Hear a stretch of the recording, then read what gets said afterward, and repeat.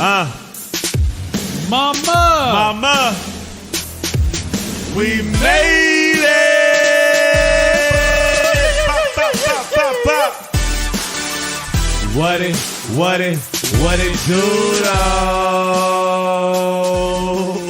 That just always feels so fucking gorgeous. Can I clap? Yeah. Our harmonies are getting very tight. You feel me? Yo. Just melodic with it. Ladies and gentlemen, welcome to the Mama We Made It podcast. You got your two favorite uncles with you, Uncle Nushi, Uncle Roushi, and we got a very special guest, a special guest in the building, Mr. James Supreme. Everybody, welcome James Supreme. Thank you. Man, I'm happy to be on. I appreciate you guys, extending the opportunity. Man, it's our pleasure. You guys are doing incredible things with this podcast, and I'm just happy to be part of it. So. That's cool. Thank you, love, man. My brother. I truly appreciate it. And shout out to Lawam for even, setting this up. A truly special soul. Thank you so much. Love you. Thank you, Zama. James, welcome. Man, I'm here. I love it. I'm here. I love it. As soft spoken as ever. I'm here. That's a beautiful thing, bro. I love that. It's crazy because we got introduced and, we really had a conversation before setting any of this up. And I just really knew that this was going to be incredible because we connected on the ethos and on the true level of vulnerability in which this platform is. And it's a beautiful thing, especially when you know that the guest knows what they're walking into. You know what I'm saying? And I just love the fact that vulnerability and just honesty in the human side of this journey has become so not only sought after, but accepted and appreciated. You know what I'm saying? Because at the end of the day, behind every smile, there's a story. You feel me? We're out here in a world where our best lives are being showcased, even though we may be going through our deepest, darkest times. And, everybody's on this like success hunt while we're really not focusing on self-love and personal love and really being able to look in the mirror and smile within ourselves. You know what I'm saying? Imagine a world in which not only you were searching for your greatness within, but your friends around you and your peers around you were open to hear of the transparency of us as human beings. You know what I'm saying? And how much further we could all go by being comfortable and free to express our thoughts and not feel like we're being judged in any way and more feel like we're being caressed and coddled. You feel me? Yeah. So absolutely, we're getting ready to go there. You feel me? We're going. James, where did it all start for you? Where were you born? Man, I was born in Nyack, New York. Where's Nyack? New York. Nyack, never New heard York. of that. I know. I always have, like, if I could whip out a map right now, I would. Because I always tell people, when I'm from New York, and so where I'm from is called Rockland County. Okay. It's like Lower Hudson Valley. It's outside of the city, but it's not all the way upstate. It's like this little pocket, not too far from Jersey, Paramus, Jersey, White Plains, across from the Tappan Zee Bridge. It's like in that area. Got it. And it was an interesting mix, man. A lot of my friends, our families had jobs in the cities. And even though we were kind of like, in a suburb of New York, it was still very much influenced by everything that was happening in the cities. For sure. And so, the way we dressed, the way we talked, the music we listened to, what we liked, what we didn't like, what we accepted, our just behaviors was influenced by things that we didn't even understand. Yeah. Wait, how far from the city were you? I would say 35, 40 minutes. Okay. So are you taking like day trips and stuff down or anything, or are you staying? For the most part, I didn't really stay in the city at all. Oh, really. wow. It was just like, it was its own world. That's interesting. And we had our hoods, we had our projects, Really? It was an interesting dynamic because I lived on a street that was mostly, filled with Hasidic Jews. And I remember being, the only person that could help them out on Saturdays and, bro, So I'm just jumping in because I'm just gonna connect the dots right here. Let's connect them. This is such a funny thing that you say this because I have to explain this to people. I live in an Orthodox neighborhood right here in Beverlywood. Yeah. My wife, who's black, she's experienced that as well, and now we'll have like guests come and stay with us, right? Yeah. And every time we have a black person stay with us, I have to give them the warning, like, when you walk to your car or outside on a Friday late afternoon or Saturday, someone's going to say, hey, can you turn off my light or turn on my light or turn off my stove? Yeah. Or, yeah. It's such a funny thing. I'm Jewish too. Wow. And I just find the whole thing hilarious. Like, what do you mean someone's going to tell me to come in their house and turn on their stove? Really? Like, I had no idea. I don't even think we had like a real education around it. It was just, that's just how it was. That's so funny to me. And then down the street was, left side projects, to the right down the street projects, all the way down the street, projects. Yeah. And so, it was just an interesting dynamic, That's crazy. Both my parents still together. Incredible. And, I grew up with that that family background, and, my family's from Haiti. I'm a first generation Haitian. Oh, nice. And so, growing up, my friends were either from Jamaica or from Trinidad or from Mexico. And so I never really had many, white friends growing up. And that becomes an interesting part of the story, right when I find out that I'm moving to Georgia. So I lived in New York from, the time I was born until I was about 14 years old. Okay. And this was like, I remember my 8th grade year, middle school, my parents would take trips down south. They were looking at houses. I just thought Were you aware of it? Or I thought it was a free crib. I'm like, oh, okay, cool. My parents are out of town. I'm going to go hang out. I didn't really put 2 and 2 together that they were actually in the process of moving. Wow. And I didn't get the memo until it was a week out from us moving. Wow. A week out. And so I just graduated middle school, was looking forward to high school with all the friends that I, grew up with from kindergarten. And my parents just tell us, hey, we're moving. Oh, and man, they just dropped it on you. you. It was like a bombshell. My whole life changed. Yo. And I remember thinking to myself, wow, I can't think about this right now. So my friends and I, we started making music.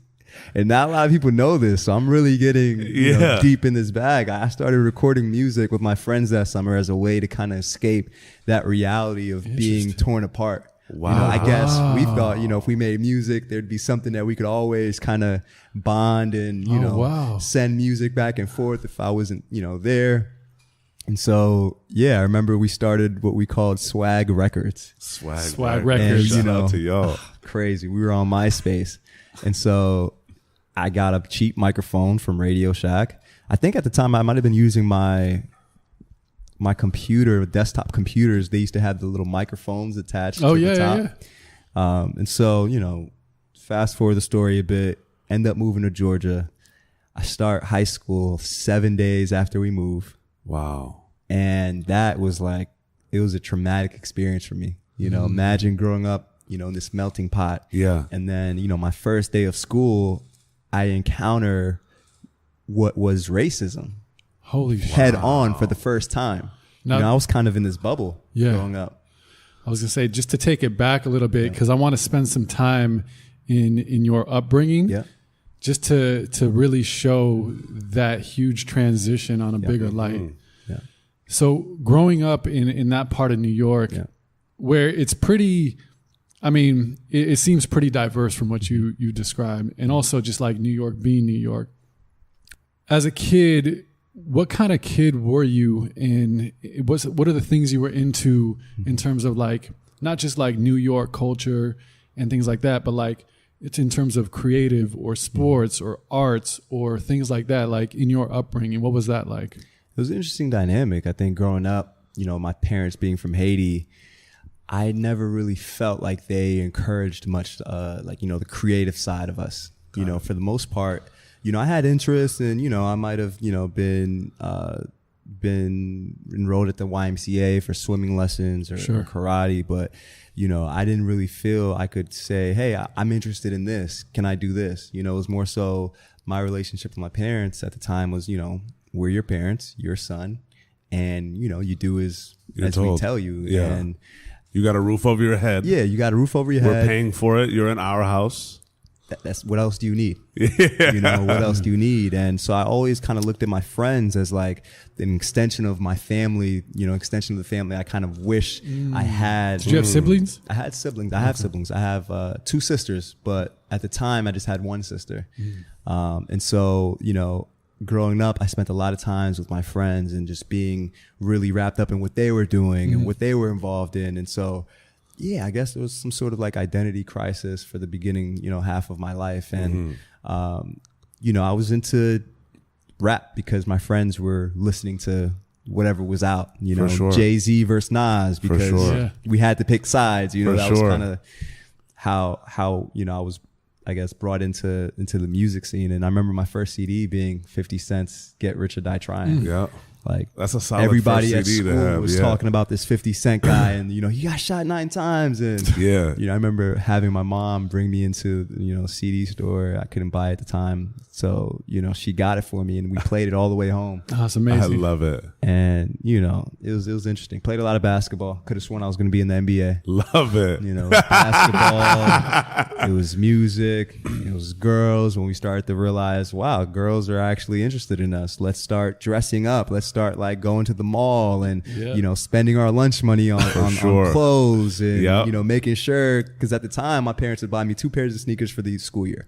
Pair of white sneakers and pair of black sneakers. And so I'd start getting creative in the sense where we'd go to, you know, Champ Sports, and they would have these sales where you can get like 4 or 5 different colored tees for like $20, and they would have the shoelaces. And so I couldn't switch out sneakers. I would switch out shoelaces. I love it. Hey. Bro, my mom was the same way. It's crazy. Like growing up, literally, she would only allow me to buy things that were on sale. Wow. And it got to the point where I was literally like, yo, I was buying the sale items, but they amounted to more than the item that I wanted. Man. And I was like, wait, how is this working? And she's like, you just got to learn to shop smart. I'm going to reward that if you shop smart. But if you want to get something on your own, you got to make your own money. Wow. It's crazy. Remember the first like real pair of sneakers I had outside of like whatever we were getting from Payless were the G Units. And I remember my mom like making sure I looked at the price at the register so that I could remember how much and what it meant at the time for her to be spending this much money on a pair of sneakers. Wow. I treated those sneakers like they were my first car, or they were, sure. You know. What was the dynamic of your mom and dad like? Like how did you see them as a kid growing up? Yeah. I mean, I don't think I spent much time with my parents growing up because I was in school and my mom was working, you know, she's a nurse. So she was working the night shifts. So she would be, you know, at the house in the morning, we'd leave for school. And then as we were coming back, I remember her leaving for work. And then my father, similar thing. They both worked similar shifts. And so we had a nanny, you know, who kind of raised us. Wow. You know, she made sure we ate, we got off the bus, we went to school in the morning. And yeah, it was interesting. And then of course on the weekends, my family and I, we would go to church every Sunday. We'd go to Haitian church, and my father played the trumpet in the church. And so when it was time for me to pick an instrument, I picked, of course, the trumpet. Awesome. For sure. And yeah, it was interesting. So I didn't really start spending as much time with my parents and with my mom specifically until we moved to Georgia. Wow. Did you yearn for that as a kid, or were you just kind of like in your kid shuffle? I was quiet, man. I was a quiet kid. But it also sounds like just the camaraderie of your friends too. Yeah. And being, you know, really a part of that. Yeah. I mean, it's just unique to have an experience just of like beginning to 14 years old with the same group of friends coming up. Yeah. That's rare, you know. For sure. It's rare to like know kids when you were 5 years old up to 14, you know. You really build those kind of deep relationships with your friends because it becomes like family. Like, absolutely, you know, a lot of these guys longer than a lot, you know, family members. Absolutely, it's crazy. And you spend way more time with a lot more time. Yeah, and day in and day out, and where it's like, and also as a kid, it's just not really cool to be around your parents too. For sure. I remember spending more time with my friends. Sure. You know, I was spending time with my family, and I didn't see at the time anything odd or, you know, wrong with that. I was like, yo, this is these are kind of like my extended family members. Yeah. You know, were you guys free to run around as kids? Like what? Yeah, just you like, know, my parents would go to work and we would go and hang out at the block and, you know, just get into, you know, some trouble. Yeah. And it was cool because I was never the kid to start trouble. I was never the kid to really like go and pick fights. I was just around kids that would do that. For sure. Yeah. And yeah, you're just very impressionable young, you know, as a kid, seeing all the stuff that we would see. And, you know, it was interesting times, man. I feel like, you know, especially like elementary to middle school is like really developmental when we first start thinking about, you know, our dreams, like even like childhood dreams when they start telling you could be anything you want, and, you know, just work hard and you can like live your dreams out. Did you have any aspirations as a kid of like what you wanted to be and where you saw your life going? Naturally, it kind of crescendos and changes when we start becoming young adults. But at that time as a kid, were you ambitious? Did you have an idea of what it was that you dreamed about wanting to become?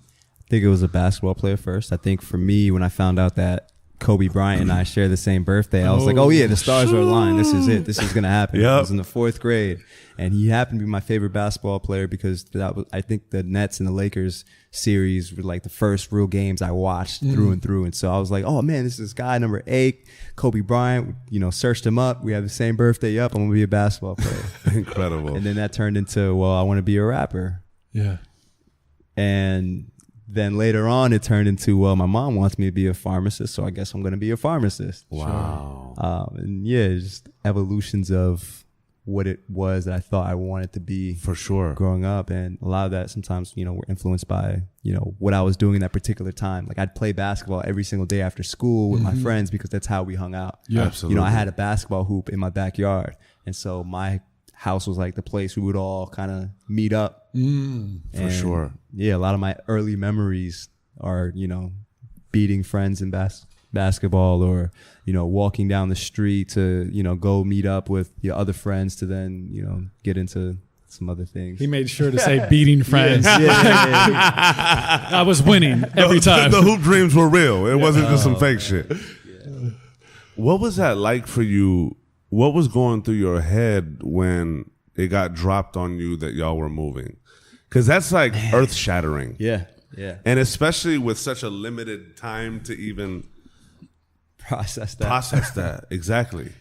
What was going through your head? Was there resentment? Was there angst? Like what? Absolutely. Take us through that time. All of that. I think for me, I remember thinking, wow, there goes my life. You know, at the time, I just thought my friends were everything to me, you know, so there's this opportunity to go to high school and to, you know, graduate and to, you know, continue life with these friends that I've had since the beginning and sharing all these memories. And I won't have that now. And so I didn't talk to my parents the entire car ride to Georgia. So we drove, I think it's like 14, 15-hour car ride. Did not speak to them at all. Didn't get out at the rest stops. Didn't like want to participate in any of the visits to friends' houses on the way. Yo. And I was just upset. You know, I was upset. And it wasn't until later on that I realized that was probably the best thing that ever happened to me. Moving to Georgia.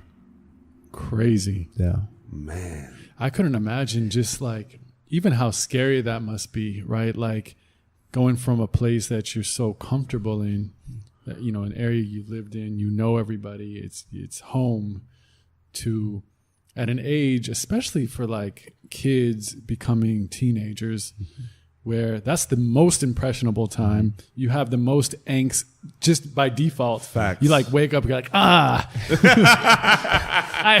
a rebel. Like I'm upset. Yeah, I'm upset. What can we rebel against? That's like automatic. And so having that already and just being like, I would look at it as like being separated, you know, and I could imagine being like totally just terrified of the whole thing to be real, like aside from being sad and missing friends and all this stuff, just totally scared. Did you have a feeling of that? Were you kind of like scared of this new experience at all? I don't even think I got a chance to really be scared because the process happened so quick. And, you know, for me, I was just upset and angry with my parents to even think about what process. Yeah, to process the whole situation. And, you know, not only was I removed from these friends that I was going to go to high school with, the high school I ended up going to was a brand new high school in Georgia. Wow. So that dynamic was completely different than any of my other friends that went through, you know, traditional high school that was already around. I remember we spent our freshman year in the back of a middle school as our school was being built. Holy shit. And so, you know, our entire 9th grade class, we, you know, were in and out of these trailers that they had set up in the back of this middle school down Do you the think street. that was a blessing almost, in that you were coming in brand new and then everybody was experiencing brand new? Looking back at it, I think it was. And I remember one of my, you know, my first friends had a similar story to me. He was born and raised in New York, and his parents were Jamaican, and they told him, hey, we're moving to Georgia. And he ended up moving to the same subdivision as I did. And so we were able to connect. You know, we were the kids with the afros wearing Timberlands in 90-degree weather. We were like, where are you from? Are you from New York? You know, we automatically knew. For sure.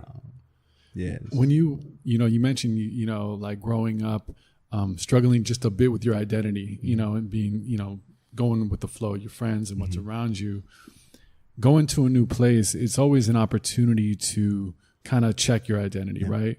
You can either be a new person, or you have to really quickly figure out, you know, who you already are. Was there a moment like that of where you kind of had those talks with yourself or challenged yourself? Yeah, I think, you know, the first day of school was when I think I was telling you, I was mentioning this, I experienced racism. Yeah. And I had to realize, wow, like I am a young black man in America. This is America. What was that experience? You know, I was curious as to why everybody was wearing these flags on their shirts. I didn't understand what the flags represented. And then, you know, somebody pulled me aside and were like, yeah, those are Confederate flags. Oh my God. And so I'm like, oh, okay, cool. You know, this is the situation. I don't know what this means, but okay. You know, I don't think I ever learned that in middle school or elementary school. I don't remember, you know, going over that. You're talking about kids class. at school. Yeah, kids in school. Yeah, belt buckles, you know, the t-shirts, like everything. I'm like, okay, it must be like some logo for, you know, a team that I don't know about.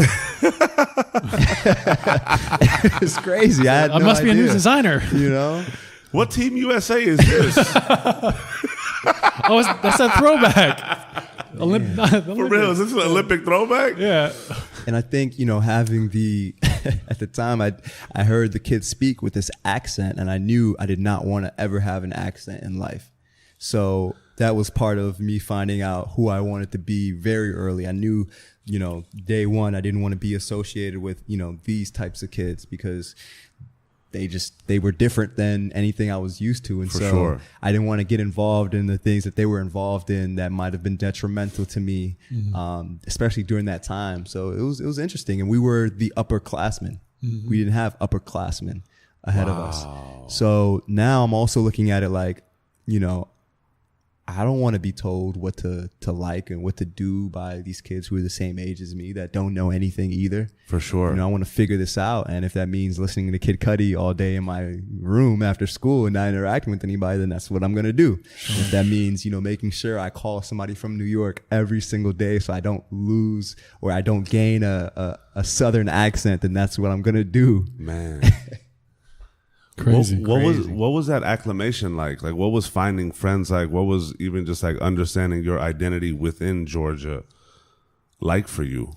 I think I started to realize, man, I'm good at adapting. I'm better at adapting than I thought I was. And that's critical. Oh yeah, very. I had this. It was either sink or swim, and so I had to learn how to navigate completely different social structure that I was used to. Yeah, and it helped because for once I was being tasked to think outside of what my friends were thinking, you know, and I was just, I guess, more so encouraged to really find out what I liked, what music I was into outside of, you know, everybody else. What made you? Yeah, what made me, what I like to wear, you know, and I remember the skinny jeans thing was a huge thing for me in high school. This was like 2007, and all my friends in New York started to wear skinny jeans, and I was like, you know what?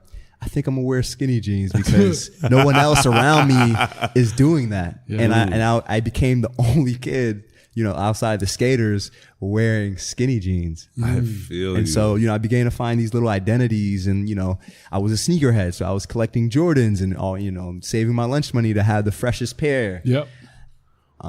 Yeah, man, it was interesting times, man. You don't really get to think and reflect on all this. So I'm like, finding different, I guess, pages of the book that I might have forgotten just through this conversation with you guys. For real, man. It's incredible, bro. Because like we're so focused on what's ahead of us that at times we really tend to forget how formative what made us who we are in this day and age. You know what I'm saying? All of those experiences really accumulate to develop us into who we become and who we are becoming. You know what I'm saying? And sometimes we're so focused on who we're going to become later that we don't get to appreciate the process. We always talk about the process and the journey and all of these things, but everything that has already gone past seems to just kind of be on layaway. And it's a very important part of us. Like it develops us, like being able to be like, look, I moved from New York to Georgia, and what at such a critical and pivotal time in your life, like where you're really coming to terms with yourself and who you are at this stage of life, and being able to be like, look, being taken out of my comfort zone allowed me at this stage to really start understanding who I was and who I want to be. Whereas in that time, if you stayed in New York, maybe you just kept it kicking with the group. And it's weird to think, when you do have that opportunity, most kids don't. It's either figure yourself out or try to fit in, right? And if you know kids for a long time, there is no fitting in. You kind of grow up with them. You're like, I'm in. For sure. Nothing to fit into. For sure. We're already here. We're here. So as you're kind of discovering yourself and trying new things and trying to like really tap into your own identity, were you also finding a place to fit in too, whether it was a new group of friends or that one person? Was there any of that going on? Yeah, I realized I wasn't into cliques. And so I was able to, hang out with friends over here, the people that I became closer to in, gym class. And then I would go hang out with people that were, in my math class, and, people that were on the basketball team, or then people that didn't do any sports and weren't, cool at all. And I was just able to kind of maneuver and navigate without having to be associated with, a particular group. Yeah. And, compared to being in New York, I would have had to pick sides. Like, growing up, I think in middle school, we started to, get in fights with kids that lived on the other side of the neighborhood just because they lived on the other side of the neighborhood. And that's like inherent beef from older cousins and brothers. And it's like, what in the world? When you look back at it, it's like we really were at war with each other on some petty shit because of where we were at on a map. Yeah. It's crazy to think about, man. I don't even know where I was going with that thought, because it's just like mind-boggling. Well, you're taken into an environment now where you really do get to figure out what actually fits. You're not thrown into something that's, was predated or that you fell into. This is like a brand new blank canvas. I looked at it as, man, we're all kids that live in the suburbs right now. Like, kids in my high schools that wanted to get in fights or this and that. I'm like, yo, like, we're kind of beyond that. Like, we don't live in the inner city. Like, your parents are retired right now. Like, it's not the vibe. It's a whole different dynamic. I live in a cul-de-sac. Like, we live in a subdivision. I didn't even know what a subdivision was. We have like a pool that's open, 3 months out of the year. Like, it was a different place. And so I would look at, the kids and what they were doing, and, just like not be down with it, because it didn't make sense to me to be, living in this nice place and to act like you didn't have any sense, or that you weren't brought up a certain way. For sure. So yeah, it kind of helped me avoid, I guess, falling into, anything I could have fell into in high school, whether it be gangs or, just stupid stuff. Mm-hmm. You spoke on your relationship with your parents kind of changing when you went down to Georgia. What was that like, and how did it kind of develop for you? Man, it was interesting because, we drive to Georgia And, you know, we unpack, and then my dad's like, all right, I'm going to go back to New York now. And I'm like, wait, what's happening? Because my parents are still together. Yeah. We just moved everything, our entire life, to Georgia. My parents had told me, I think right after we moved, that they were pregnant, that they were expecting my sister, Jasmine. Wow. And then my dad is telling me that he's not going to be with us. Like, I had no idea. Like, we never had a conversation about it. I never got to express how I felt about not really understanding what was happening. And so, you know, he went back to New York so he could continue working. And so he would work 3 weeks out of the month and then come spend a week with us and then go back to New York. And so that was a completely different dynamic because I was the man of the house, and then I wasn't the man of the house, and then I was the man of the house, and then I wasn't the man of the house. Wow. That's so interesting. And so I started to like, man, like my life is really over. Like they told me that we were having my sister Jasmine. And I was like, oh yeah, I'm not going to college now. Like there's no, you know, super dramatic 14-year-old. Really? Yeah, it was my life's over again. Yeah, the rap thing, my life is over twice. Yeah. Oh my God. And now I'm going to be a father too? Just to make sure Man. my life is over. You know? Let's double down on it. That's crazy. Yeah. So how did that affect your relationship with your mother? Yeah. Man, I just was angry all the time. And Really? I think it was just because my dad wasn't there, and, you know, I felt like he wasn't there, but he was, you know, he was there, but we didn't talk about those things. We didn't, you know, I don't really remember speaking to him outside of, you know, how are you doing? You all right, cool. And that was that, you know, so I was going through personal changes and going through life and starting high school, and, you know, somebody I felt like I could be able to, you know, talk to about it wasn't really there. So I ended up taking it out on my mom. And I remember like just yelling at my mom because I knew I could, and, you know, I could get away with certain things. And yeah, it was an interesting time. It was like, I think I was 14 and my sister Joanna might have been 8 or 9 at the time. And so, you know, I was kind of like her disciplinarian as well. But then I was still very much the son, and I couldn't do certain things. And then my mom would try and, you know, ground me, and, you know, it was just a whole dynamic. Did you feel abandoned?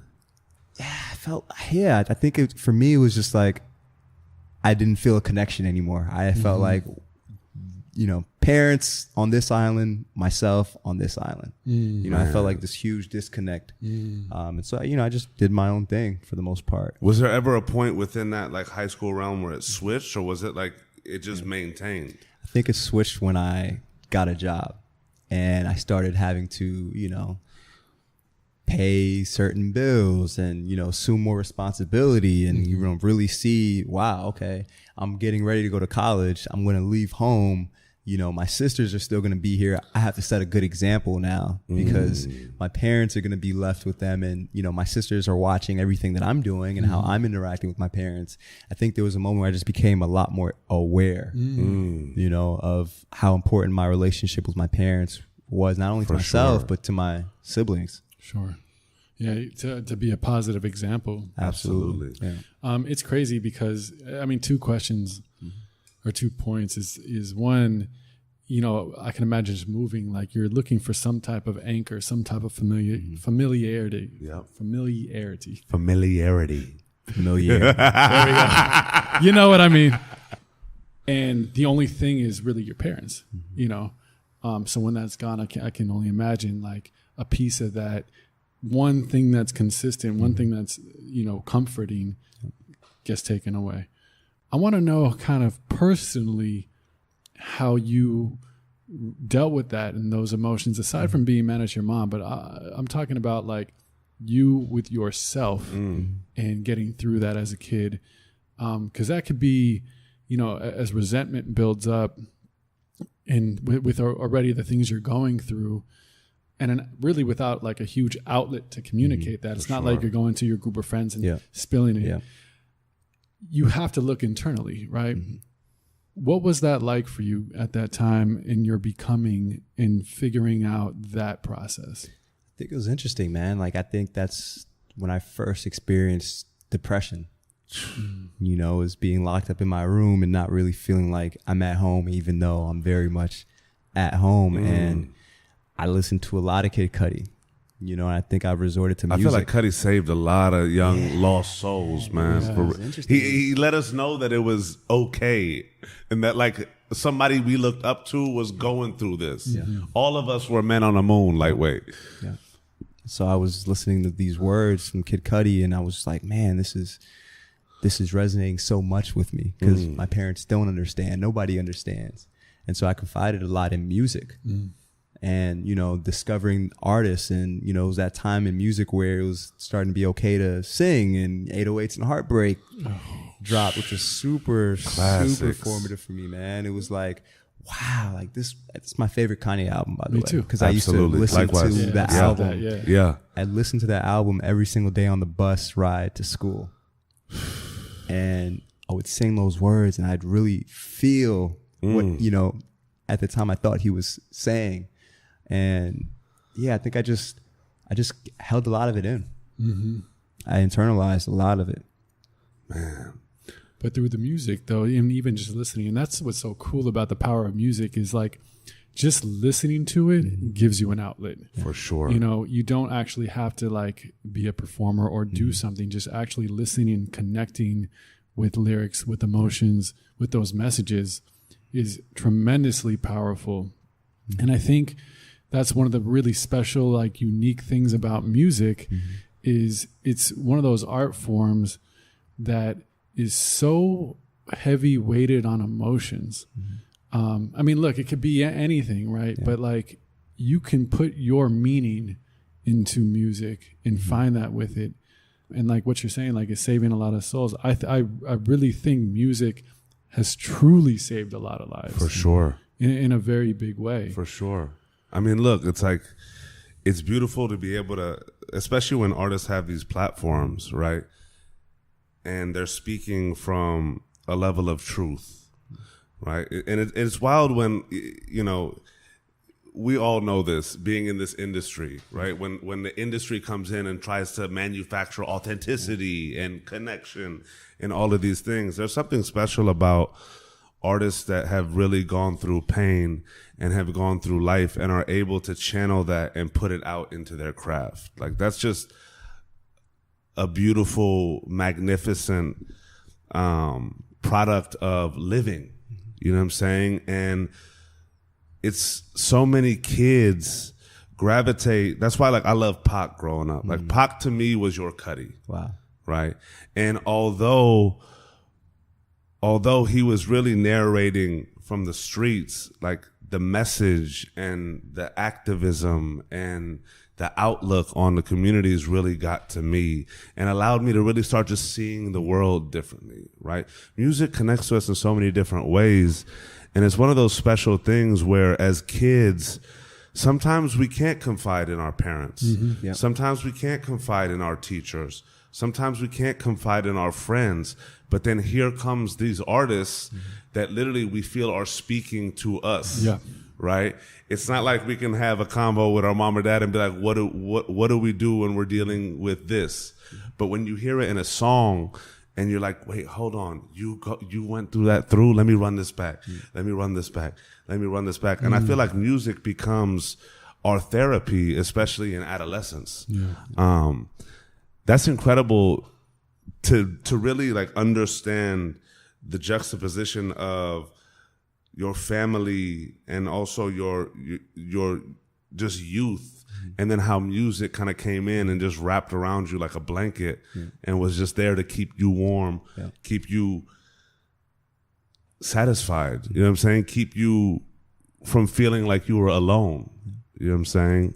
Did you have any teachers or anybody outside of your group of friends or family that was kind of played a pivotal role in just being there for you or guiding your light at that time? Man, at that time, I couldn't point to one teacher. I could say though that I started to look at my education differently. Okay. And I started to look at that as a way out, you know, as a way to express myself, because for once I finally felt like I was starting to really developed. Like I was starting to be good in history and be good in all these classes and average whatever 4.0 in high school. Oh wow! For the first half of it, and I hadn't felt that way before. Growing up, I kind of struggled with school. It was That's so interesting. Yeah, and it's funny. I was having a conversation with my sister, Joanna, who's the oldest of my youngest sister, and she was telling me, she's been spending time at home now that school's out, and she's noticing that our youngest sister is starting to struggle in school, and she was just telling me, yeah, she's just not really understanding, and when we'll try and teach her things, she'll already go into it from like that feeling of that she won't understand it. And I remember those feelings. Absolutely. And so when I was in high school, I started to finally see, okay, it's cool to study, to really work hard for your grades. And I had nothing else to do. I lived in the middle of nowhere, Georgia. So I really started to take my grades more seriously. And, I had plans to go to school in New York. So I, every summer I would go back to New York just to hang out with those friends that I didn't really get to have that high school experience with. We'd catch up, we'd go out for 2 months, and then I'd go back to Georgia. And I wasn't doing anything productive. I was just hanging out with my friends. Like that's just all I wanted to do. Instead of doing internships or getting a summer job, I was just hanging out with my friends. Sure. But, throughout that, I always had in mind, okay, I'm going to go to college in New York so I can continue to be close to those friends. And my guidance counselors didn't send my transcript to St. John's after I had applied. And so I ended up getting a letter from St. John's. I was like, thanks for applying.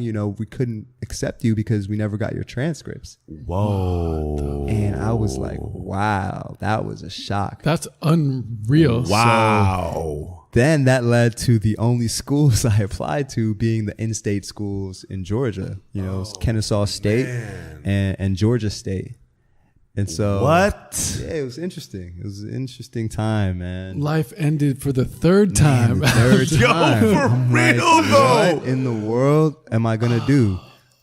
I wanted to be in New York so I could be closer to the city to have that experience that I didn't have growing up. We knew friends, parents, and brothers and sisters that would go to the city and, hang out, but I never had that chance to do it. So college was going to be the opportunity I had to make up for that. And the story changed. Wow.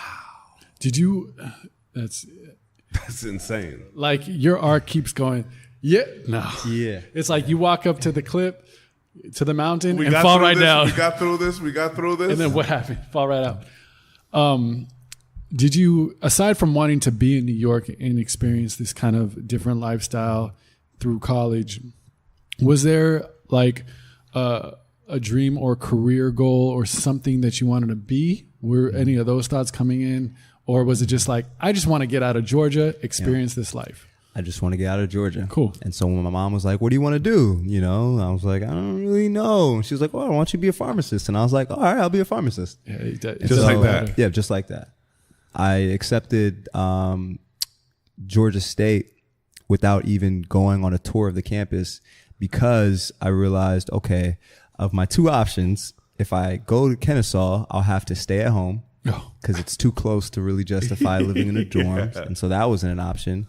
And then Georgia State, which was downtown Atlanta. It was 45 minutes, close enough that I could go back home on the weekend if needed, but far out that I could stay on campus. Absolutely. Like, Mom, Dad, guess I got to live in the dorms. And I sold it too. At the time, the dorms that I had applied to live at Georgia State were the #1 dorms in the country. Oh, wow. And so I had this whole presentation and, I love that. This is it. This is the school. And I didn't even take a tour. And I was like, yep, this is the school I'm going to. It's in the city. It's going to accomplish exactly what I wanted, St. John's to accomplish, being in the city and being around a bunch of different people I had never been exposed to before. Sure. And I'll be able to get out of the house. And they were cool. And they were cool. Great. I ended up, getting the scholarship that ended up paying for like 80% of my tuition. Wow. Incredible. Didn't really have to take too many student loans out, and I was able to do so comfortably. So, Were you excited about that opportunity, even though it's coming off the grounds of not getting into St. John's? I couldn't wait. Oh, you're still wait. pumped. I was, you know what? Maybe this door closed, but there's a reason why I'm having to go to this school. That's incredible. I'm going to figure it out. I mean, when the third time's the charm, you start to look at it with a little more ease. Yeah. It's like, okay, this happened again. We've seen the light at the end of the tunnel. Let's run with it again. That's incredible. Yeah. What was that? What was your college experience like? Young chemistry major going in. For real. Like my first week, I think I was still 17 my first week or two in college, and I couldn't go to any of the parties at the clubs because I didn't have an ID. And so a friend of mine was started to shoot photography for the party promoters.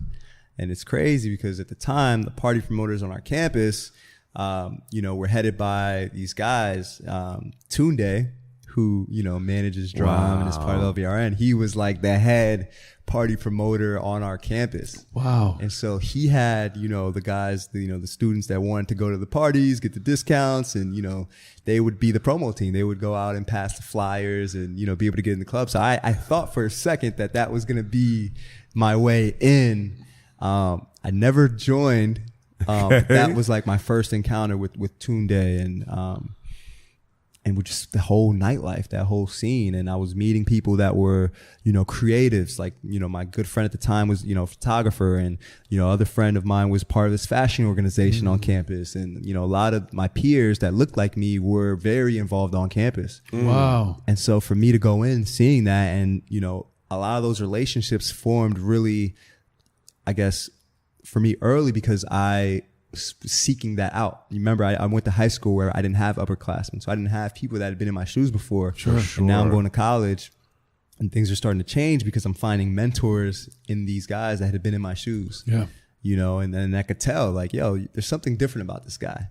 For sure. And I think part of it was, of course, like the summer before college, I sold all my Jordans. Like, I sold all my sneakers. I was like, nah, I'm going to college. I gotta, like, get these loafers and like change up the whole. Walk right into that chemistry class. Yeah, man, change up the whole my lab swag. coat. And I think. Did you regret that? No, I think for me it was cool because like these guys' street etiquette were real big influences on like what I was trying to accomplish with my style. It's I feel I'm you. going to college. I'm going to be around these older women, so I have to, appear to be, older, sophisticated. He had his mood boards up. He had his, And then I discovered thrifting, and then it was over with. It was like, wow, you can get Gucci loafers for $35. Yeah. You can get these ties, these blazers, J. Crew this, Polo that. Man, interesting times. Oh my goodness. I'm just like reflecting on this as I'm like going back. It's crazy what that exposure can do just to anybody. Like when you think you have a direction and you're just going, like aiming towards this goal that you create, because that's just what it is. Mm-hmm. Just simple exposure is so key. Yes. And then building a community among that. And like you said, these upperclassmen, these people, like, wow, they look like me. They're into the same type of stuff I'm into. And whatever you're trying to channel, they're giving you the path to channel it. Because they're, these footsteps in front of you that you can see, okay, this person got to here, he did this, that, and the third. Mm-hmm. Okay, cool. If I want to do this on campus, then I have to kind of start doing this and be more involved. And it's that roadmap. Yeah. It was a roadmap I hadn't had before. And Atlanta's, especially at that time, 2011, it was a hotbed for the culture. It was popping off. Like my first ever industry anything was Future's album release for Pluto at Stankonia. Wow. And the history there. Man, I'm this freshman, wide-eyed, and I'm like, how am I even here? Wow. And I started to realize the art of the finesse. I was exposed to the digital aquarium, which was the on-campus rental of any like equipment that you would need, from laptops to cameras. And so I thought, okay, cool. I'm going to start hanging around, these guys that are going to these events, and I'll bring a camera so I could tag along and I could, get into these events, get into these clubs and get into the scene. And so I remember going there as a photographer. I love just that. Being around Future and being around, who else was there? DJ Drama, Big Boy. Like Crazy. That was crazy. At that time? Yeah. Man, it was a whole different experience. I want to ask you this. Kind of rolling into Georgia State, realizing the culture and just like the different magnitudes of possibilities in terms of just pathways, right? Like you're going into college, gonna do the sciences. You have just that path in mind, and then you come to Georgia State, and it's like dudes are doing party promoting. It's fashion. It's music. Creativity. You're really attached to music. Creativity is just robust there at that time. Did that alter your course? Absolutely did. I started to see myself as a creative. Yeah. You know, in the way that I was dressing, or the way that, you know, I started putting together events on campus, like panels based around fashion, philanthropy, and this was like my first month or two on campus, and a group of friends and I were already starting to do these things. And so the upperclassmen were looking at us like, yo, who are these guys? Like, what are they doing? We had this whole movement behind us, and it was kind of like a play on GSU. It was a university. And so we said, okay, cool. We're going to turn this to Gentleman's State. And so very much like Gentleman's State. Yeah, man. It was just how we dressed, how we moved. Lightweight was the blossoming of Swag Records. You feel me? The reincarnation of Swag Records. You feel me? The Gentleman's State. And so, yeah, I started to do all these different things that kind of led into a business. And I remember, you know, taking my first chemistry class and just thinking, there's no way I'm going to get through 4 years of this. No. You know, was able to pass that semester. And then my second semester, my freshman year, I actually failed the first ever class I'd failed in my life. And it was the second chemistry class. Wow. Was it OChem? It was, I think, the second part to it. And for me, it was like, I had 4 A's that semester and then 1 F. Jeez. And so here I am, I guess, at that point, at the lowest place I'd been at.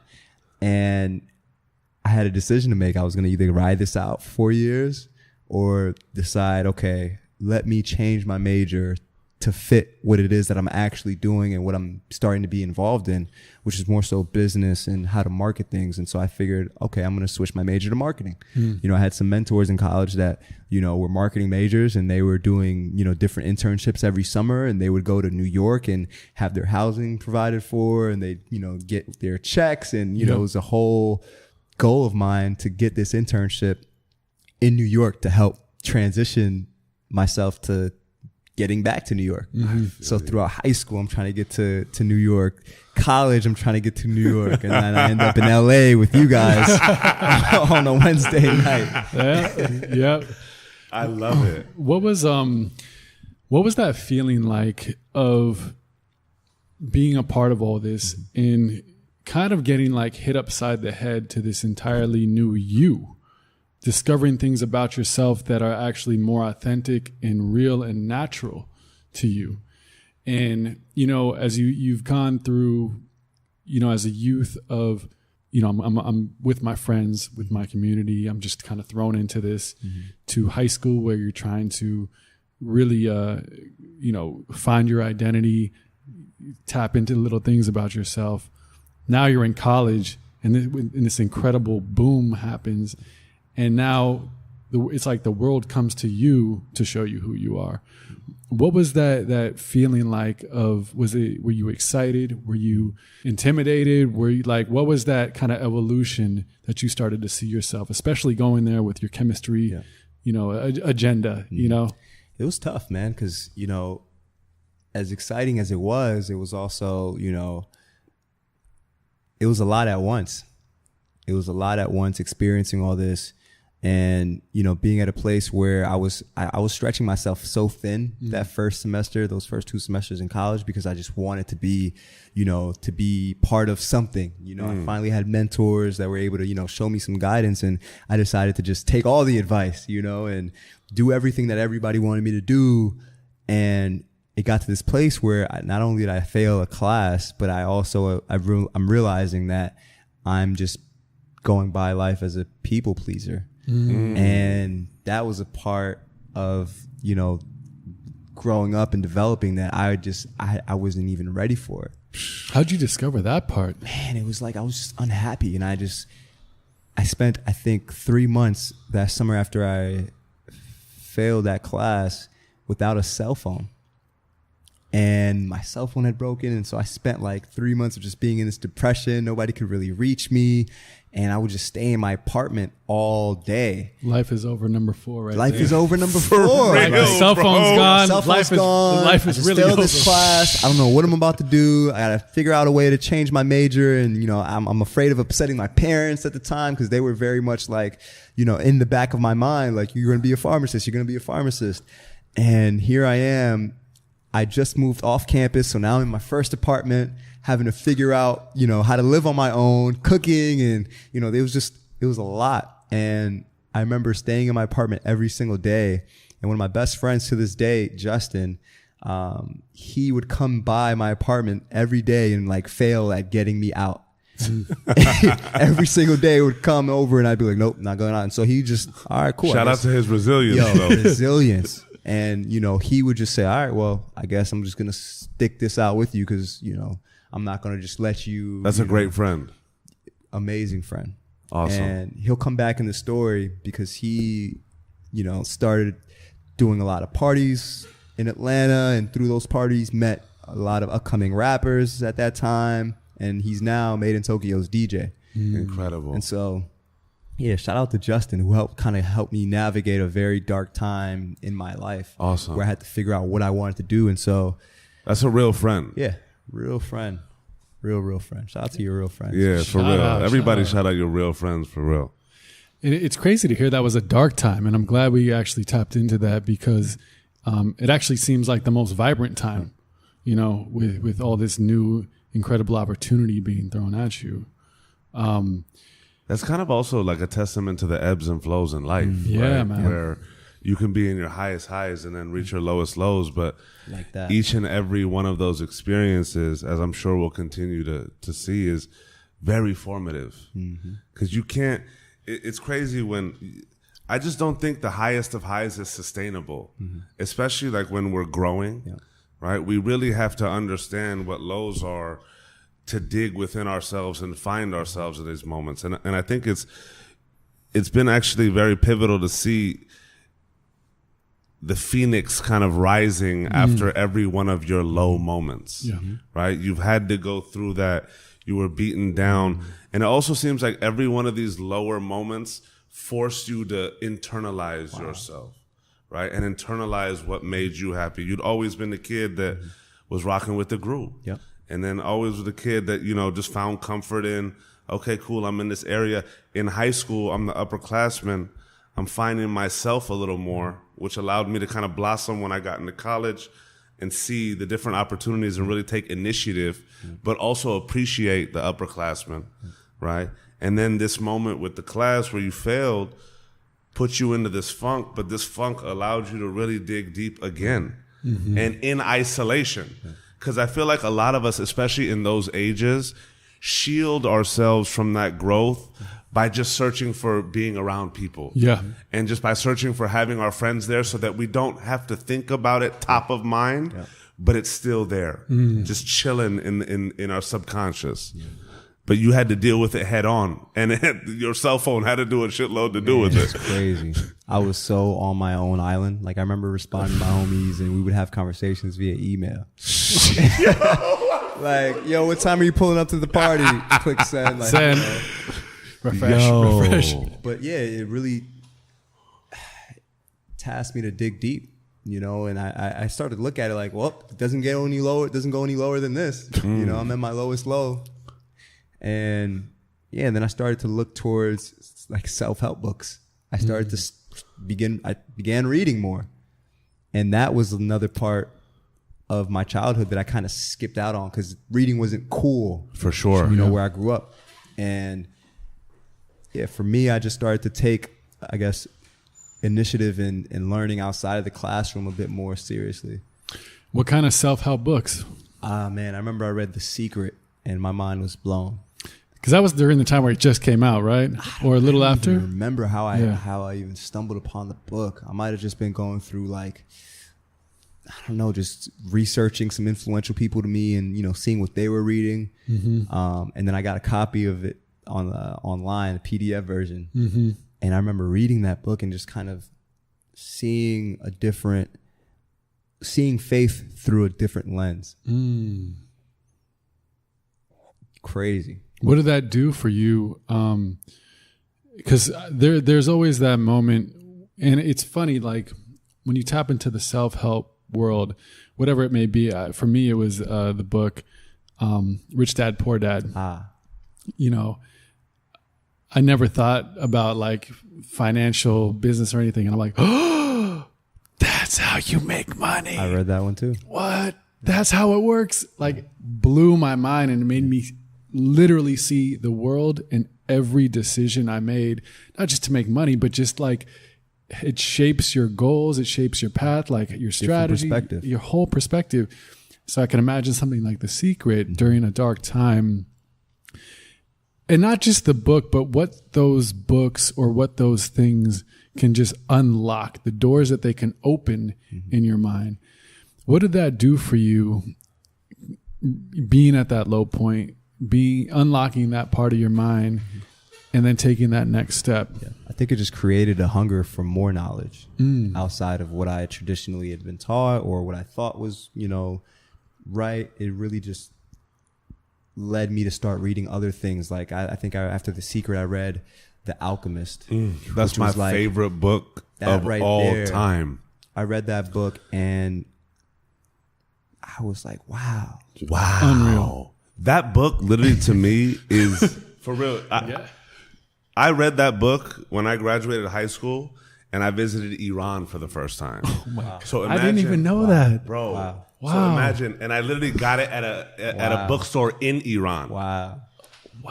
So I was in Iran, sorry for the sidebar, but I was in Iran, and it's so crazy to me because I got to see all of my family for the first time, right?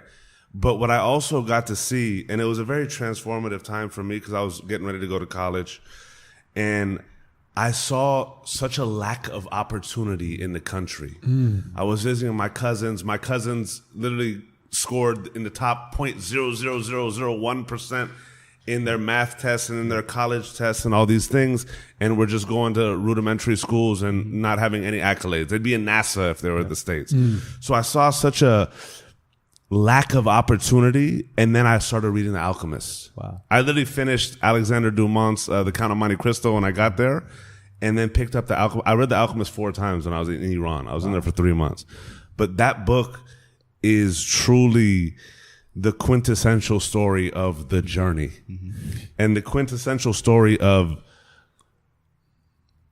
opening your eyes and seeing around you and letting the world call in and letting the way of the world really guide your wherewithal, if you will.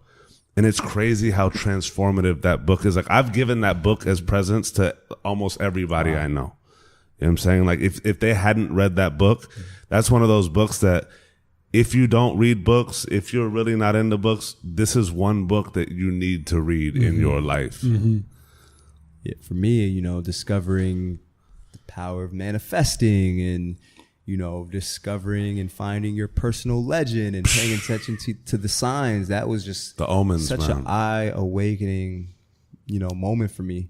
And that really, I think, allowed me to go into this next this next journey of my life and be prepared for it.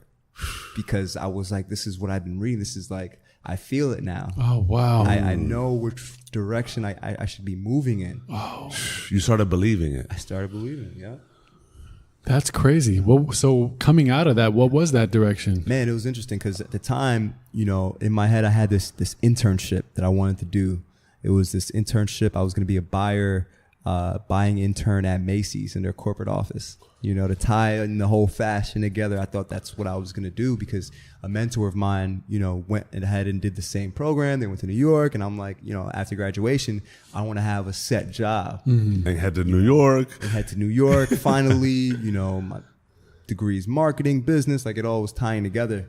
And so I finally got that internship, and I remember, hustling so hard in New York, during that time. And, I spent 2 months at that internship, first person in the office, last person to leave. And then, a group of friends decided, they wanted to go to OVO Fest in Toronto. And this is kind of where the next part of the story begins. And for me, I was like, I'm a logistical kind of guy. I thought to myself, okay, do we have tickets? They're all sold out. How are we getting in? Do we have a place to stay? And how are we getting there? And so... all reasonable questions. All reasonable questions.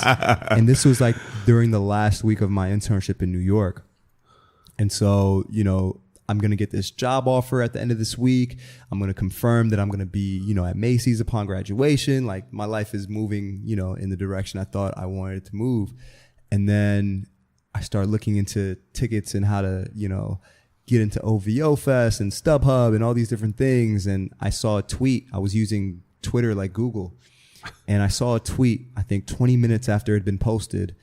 That week I just spent the entire time I was at work kind of just multitasking, going from whatever project I was working on to figuring out how to get into OVO Fest. And I saw this tweet, and it was from this guy, Jamil Davis. And it pretty much, said, hey, I need help working OVO Fest.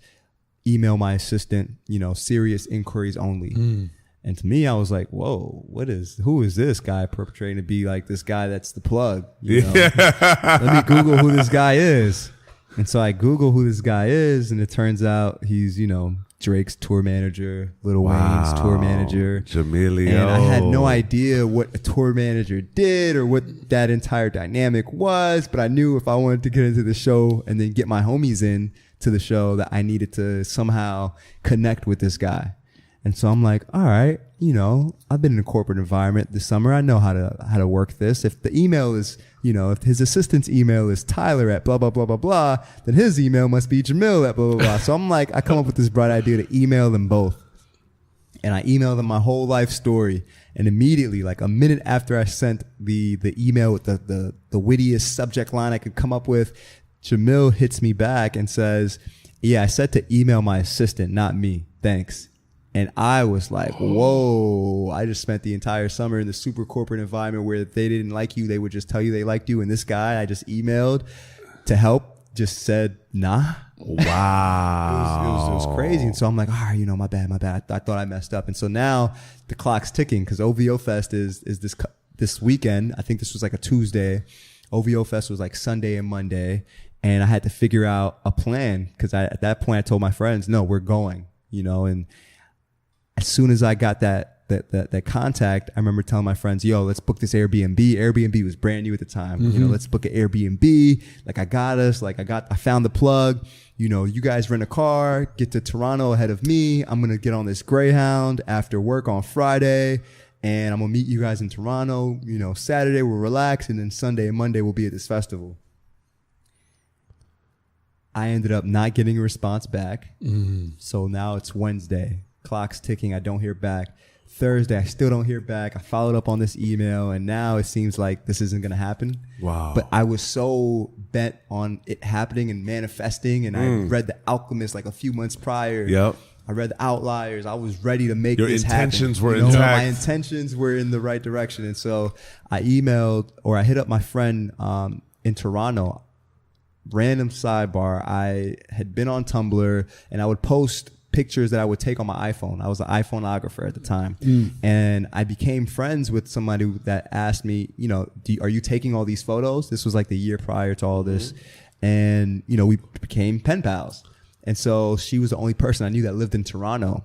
And so fast forward a year later, I'm thinking to myself, how do I finesse this? How do I figure this out? I'm like, yo, old girl is in Toronto. I'm just going to send her these emails and I'm going to tell her exactly what to say. And the fact that she's in Toronto and she can pull up is going to allow me to somehow get the intel from her as to where I need to be, when I need to be, and open up the door for myself and my homies to go to OVO Fest.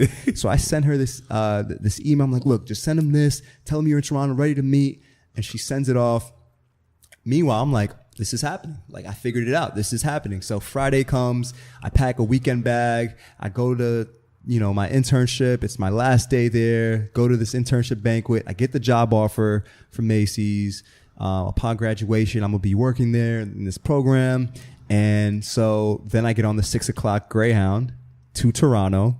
And right before I get to the border where I would have to turn off my phone, I get a call from my friend in Toronto who just said, hey, they hit me back. They asked me if I could come into to the amphitheater tomorrow at this time. Oh. I think you should come. And I was like, yo, I'm on my way there. Wow. And so literally the things were just starting to work in my favor, because if I would have been at the border, I would have turned off my phone and that would have been that. I would have missed that call. Yeah. Showed up in Toronto and, who knows. So I get to Toronto. I'm still in the same suit that I wore to work, because at this point in my life, I'm thinking, oh, music business, it's a business. I have to wear a suit and tie. that was like my way of processing. For sure. This is beautiful. I remember dropping off my bags at the Airbnb, telling my friends, yo, I got us. I'm about to go meet with the plug now. Had no meeting. Nobody knew I was coming. Yeah. And I remember thinking to myself, how am I going to play this when I get to the security? I have a suit on, so that means I'm somebody that needs to be there, right, in my head. And I'm going to... The finesse king. I'm going to right finesse, and I'm going to cause a little bit of confusion with the security guard. And, I'm going to walk up there really confident and tell him, yo, I have a meeting with Jamil. Like, I'm late. Like, I just got off my bus. Like, I need time's ticking. Yeah, time's ticking, but you got... And so I caused just enough confusion to where, he has to call for backup. And he's like, all right, cool. I'm going to, I'll call whoever. So he calls security, and Drake's security guards end up coming out. And I'm like, oh man, at this point, like I've been, studying the camp, and I'm like, oh man, okay, this is about to get interesting. They take me backstage. So now I'm walking all throughout this venue, and they're doing rehearsals, and I walk into this management office, and I'm staring at Jamil, who's not expecting me, and he's looking at me, look at him, look at me, and then he just says, who is this guy in a suit? Get him out of my office. and if you know Jamil, this is a very Jamil-like thing to say, but I had no idea who this guy was, and I just spent 12 hours on this Greyhound from New York. There's no way I'm about to leave this place empty-handed. Like, get him out of my office. Get him out of my office. And so I think the security guards were just as confused as I was as to what was happening. And it was like 15 seconds of 15 seconds felt like 30 minutes of silence. And luckily, Tyler, who I was kind of corresponding with back and forth on email until he stopped responding, walks in, and he's just like, James? And I'm like, Tyler? And so he's like, yeah, come in my office real quick. And so I go to the room next door, and he's telling me that he had just reached out to me because somebody had dropped out. Somebody who was volunteering dropped out, and he wanted to see if I was in Toronto by chance to be able to help out. The venue. And I was already at the venue. I was already there. And so we immediately hit it off because, I end up, getting to know him a bit in that like 5 or 10 minute conversation we have. I'm like, how did you get involved in this? And he's like, yo, I just graduated college, but I met this guy Jamil on Twitter, and, he was asking for help throwing this Young Money party, and I ended up, responding to the tweet. I brought some friends to help. The party went smooth. The next day, Jamil hits me and is like, are you annoying? And I'm like, no, I don't think I am. He's like, all right, cool. I need you in Toronto. Do you have a passport? So then that leads to Tyler going out to OVO Fest a year before that while he's still in school. Then every day since, he'd been with Jamil, and I think Drake was doing the Would You Like a Tour run. And it was going overseas. So then Tyler had to make a decision because this is his last semester of college, and his professors were just not trying to hear it. Like, no, you have to be here to take your exams, to take your tests. And he was like, I got to move with this opportunity. So, he ended up figuring out a way to get, his homies to turn in papers, or, his girl to, take exams, or whatever it was, to be able to move with the opportunity. But he also knew if he didn't graduate, then, oh, well, at least he had that experience being on the road, because now he was assistant tour manager to Drake. For sure. Crazy. And he told me the story, and I'm like, how old are you? He's like, yeah, he's a year older than me. He's a Virgo like I am. And I'm like, yo, you mean to tell me this guy is doing all these things, and there's no way I can go back to New York, take this job, at Macy's, and just be satisfied after seeing the other side of the fence for the first time. And I'm like, in that 5-minute conversation, I made the decision to move to LA, to become a manager, and to start working with these guys. 5 minutes changed my entire like direction. And I ended up working the festival. It wasn't anything glamorous. It was literally like, running tickets up to the box office, making sure Jamil's candles on his office table were lit, making sure there was ice cubes in his drink, like just whatever. Yeah. Every and anything. And I was just hustling, making sure anybody that saw me saw that I was moving. And, I ended up getting the homies in through the back door. Awesome. I got them into the festival, and afterwards, after you volunteered for somebody, they'll usually give you man, it was great. If you ever need anything, let me know. We'll definitely reach out if we're ever in your city, talk. And I'm like, nah, I'm not one of those guys. Like, I'm too persistent. Like, no, we're going to link. I'm going to hit you. I'm looking at the tour dates. Like, you're going to be in Atlanta in a few weeks. I'm going to hit you up. And so I go back to Atlanta with this newfound attitude. Like, I'm a manager. I got to like reconnect with all my homies that I remember doing anything to do with music. Incredible. And so I connect with a homie of mine, Junior, who was part of LVRN, and we all went to college together. So Junior, Justice, and Carlin and I went to Georgia State. And at the shout time, out to the whole LVRN. Oh man, shout out to those guys. At the time, they were the only guys I knew doing anything productive with music. They were managing this artist Rory. Yep. Unreal. And so I got to see firsthand what they were doing, and I thought to myself, man, I got to connect with these guys. And I think there was a time where I was running into Junior at the airport every time I would go to the airport, and I wasn't flying frequently. There were like 2 domestic flights. I'd go to baggage claim, then I'd see Junior, and then the time that did it for me was when I went to Switzerland. I found out I had an aunt that lived in Switzerland, went to Switzerland for spring break, came back, international terminal, baggage claim, and I run into Junior again, and I'm like, yo, what are you doing? Like, I didn't really understand what he was doing. He's like, I'm just working, moving around. I'm like, yo, I got to figure out what these guys are doing. So, wow. Yeah, I ended up connecting with them really like 2015, like July, August 2015. And at that time, they were like, yo, I know you know what we're doing with Rory, but I'm telling you, there's this guy named Black. Like, this dude is dope. Like, he's going to be one of the greatest. I'm going to let you know right now. You got to meet this dude, Black. And I'm like, okay, at this time, I'm nobody that anybody should be introducing the artist to it, And so I'm like, all right, cool, invite him to my birthday party. And I ended up having this party. They all come through. Black comes up and he's like, yo, my name is Black. It's good to meet you. Super shy guy. Hair all in his face. I'm like, oh, yeah, what's up, man? And he's like, yeah, I make music. I'd love for you to hear it, but I can't send it to you. You have to, pull up on me. I'm in this crazy situation. Like, I'll explain, but you got to like come to where I'm making this music to hear it. And I'm like, okay, cool. Like, I'm the kind of guy that, for me, I'm an energy guy. Absolutely. I'm an energy guy, and I'm not one of those guys that's like looking at somebody's followers and like, judging their whole life and how successful they'll ever be off of their following. Sure. We can't. Sure. You can't. And, I ended up going by his spot. At the time, he was crashing on Justice and all those guys. They had an apartment. He was sleeping on their couch. So I get there, and he's like, yeah, this is my couch. This is where I sleep. And this is my desktop. This is where I make my music. This is where I make my beats. And this is where I record myself. I don't do anything else. Like, I'm putting my 10,000 hours in.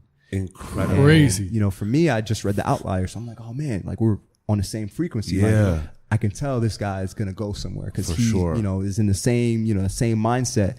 And he was just so hungry and passionate. And yeah, it's just crazy because, obviously, how the story ends up. Absolutely.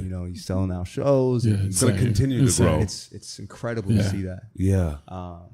But yeah, back to the story. I ended up stalking Jamil and Tyler. They come to Atlanta.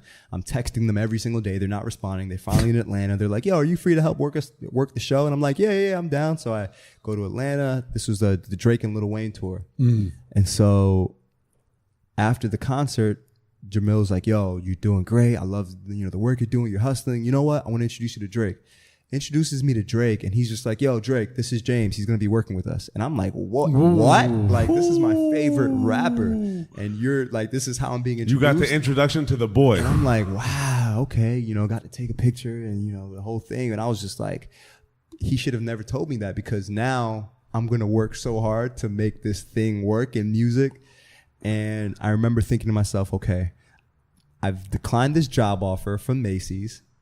After that, after going to Toronto, like I came back and I just declined the offer. And at this time, like the internship coordinators and directors were like, wait, what? Like, you were the shining star of our internship class. What do you mean you're not going to accept the job offer? And it was this whole big thing, because then, I was awarded a scholarship and they weren't trying to give me that either. And I ended up getting the scholarship. But, I didn't accept the job offer because I wanted to figure out how to make this music thing work. I had no experience, never read a book on music, but I knew these two guys that lived in LA that worked with Drake, and I figured that was going to be my entryway in. And so after I got that intro, I was like, you know what? I really have to invest in myself, because it's not enough for me to just connect with them while they're in Atlanta, whenever that is. So I looked at the dates for this Drake tour, and I thought to myself, okay, it's September. So if you're in college, that means refund season. Yeah. I took my refund and I booked flights to I think the show in Houston, and there might have been two other shows that I booked flights to go to. And I literally would fly into the city, text Jamil and Tyler, yo, I just landed. Can I help out at the show? Wow. Pull up to the venue, help stuff envelopes for the, VIP tickets and credentials, run them up to the box office. And I would just do that just to be in the mix.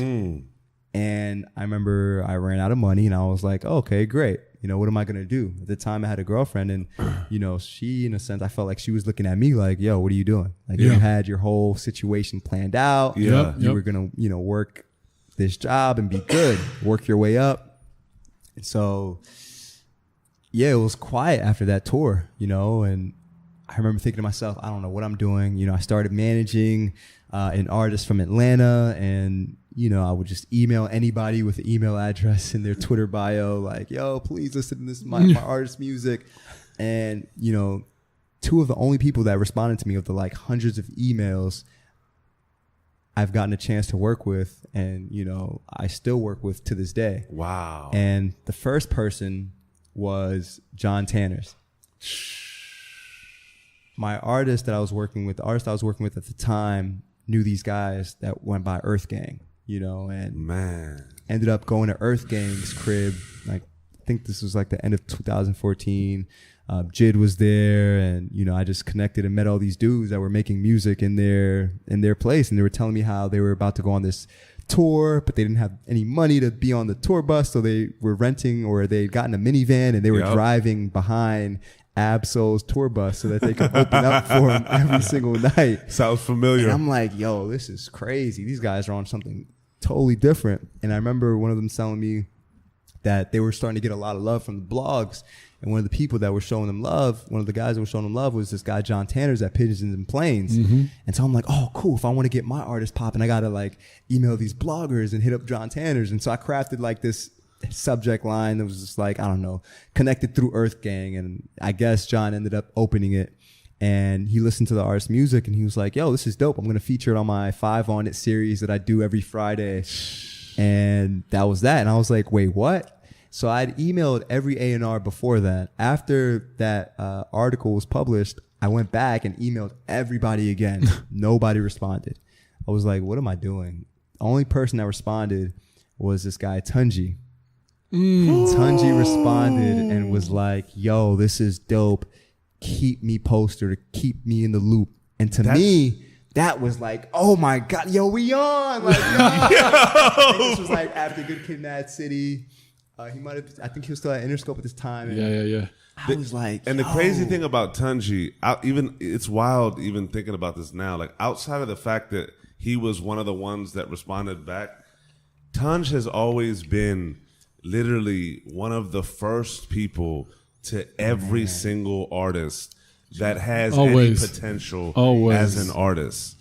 His ear and his wherewithal in the game, even just through his experience, but his ear has always been the most crisp and the most understanding of talent at whatever stage it is.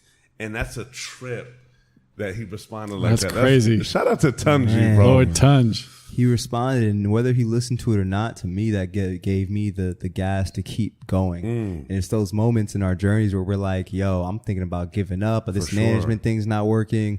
I can't connect through anybody in the industry. Nobody's responding back.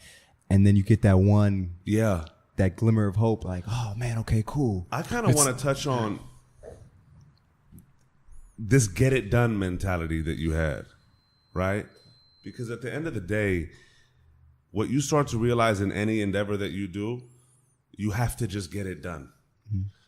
And you had the wherewithal to just be in the mix at all times. Mm-hmm. One of these things, especially in the music game, is being around and being seen, right? That's one element of it.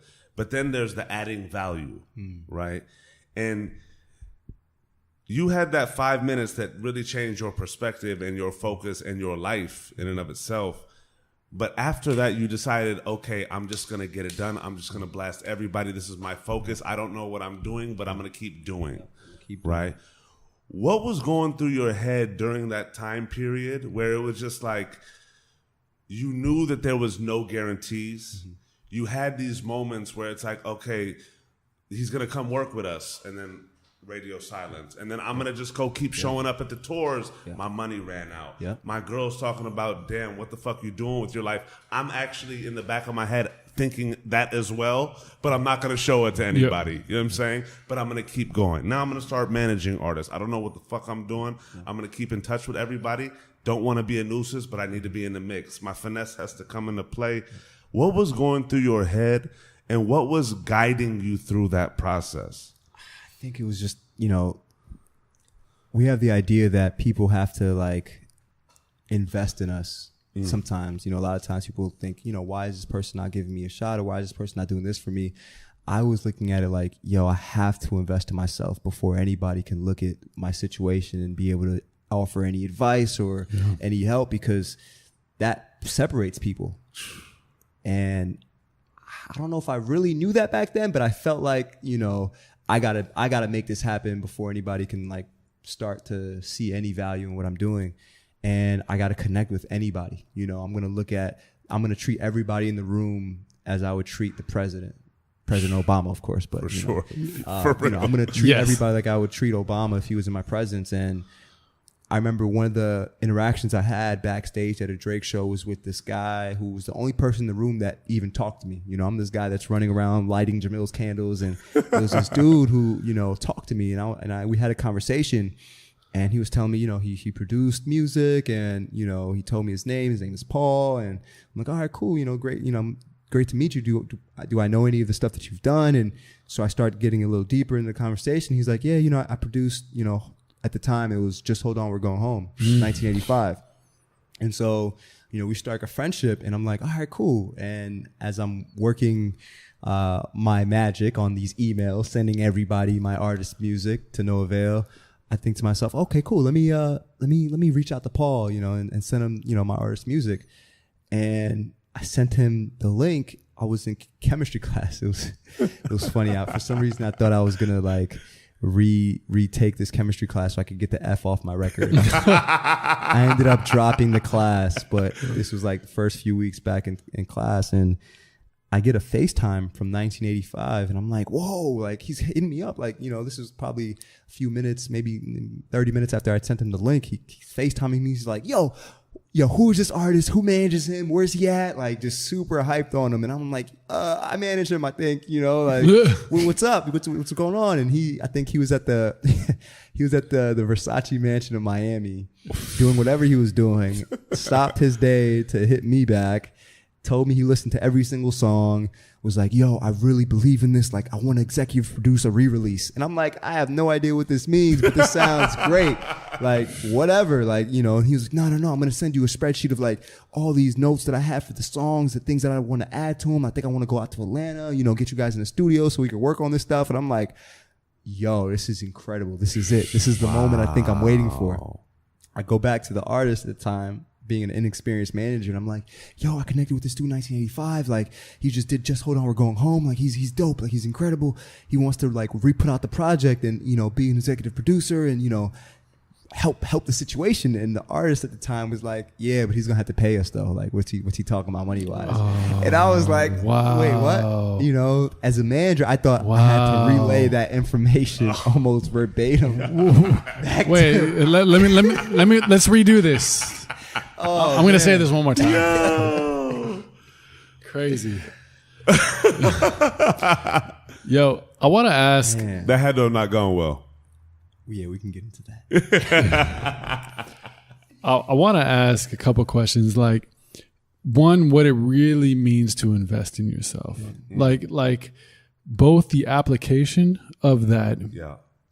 You know, because it's kind of an abstract thing if you think about it, like invest in yourself. And I want to touch on the most critical point in so many people's journeys, right?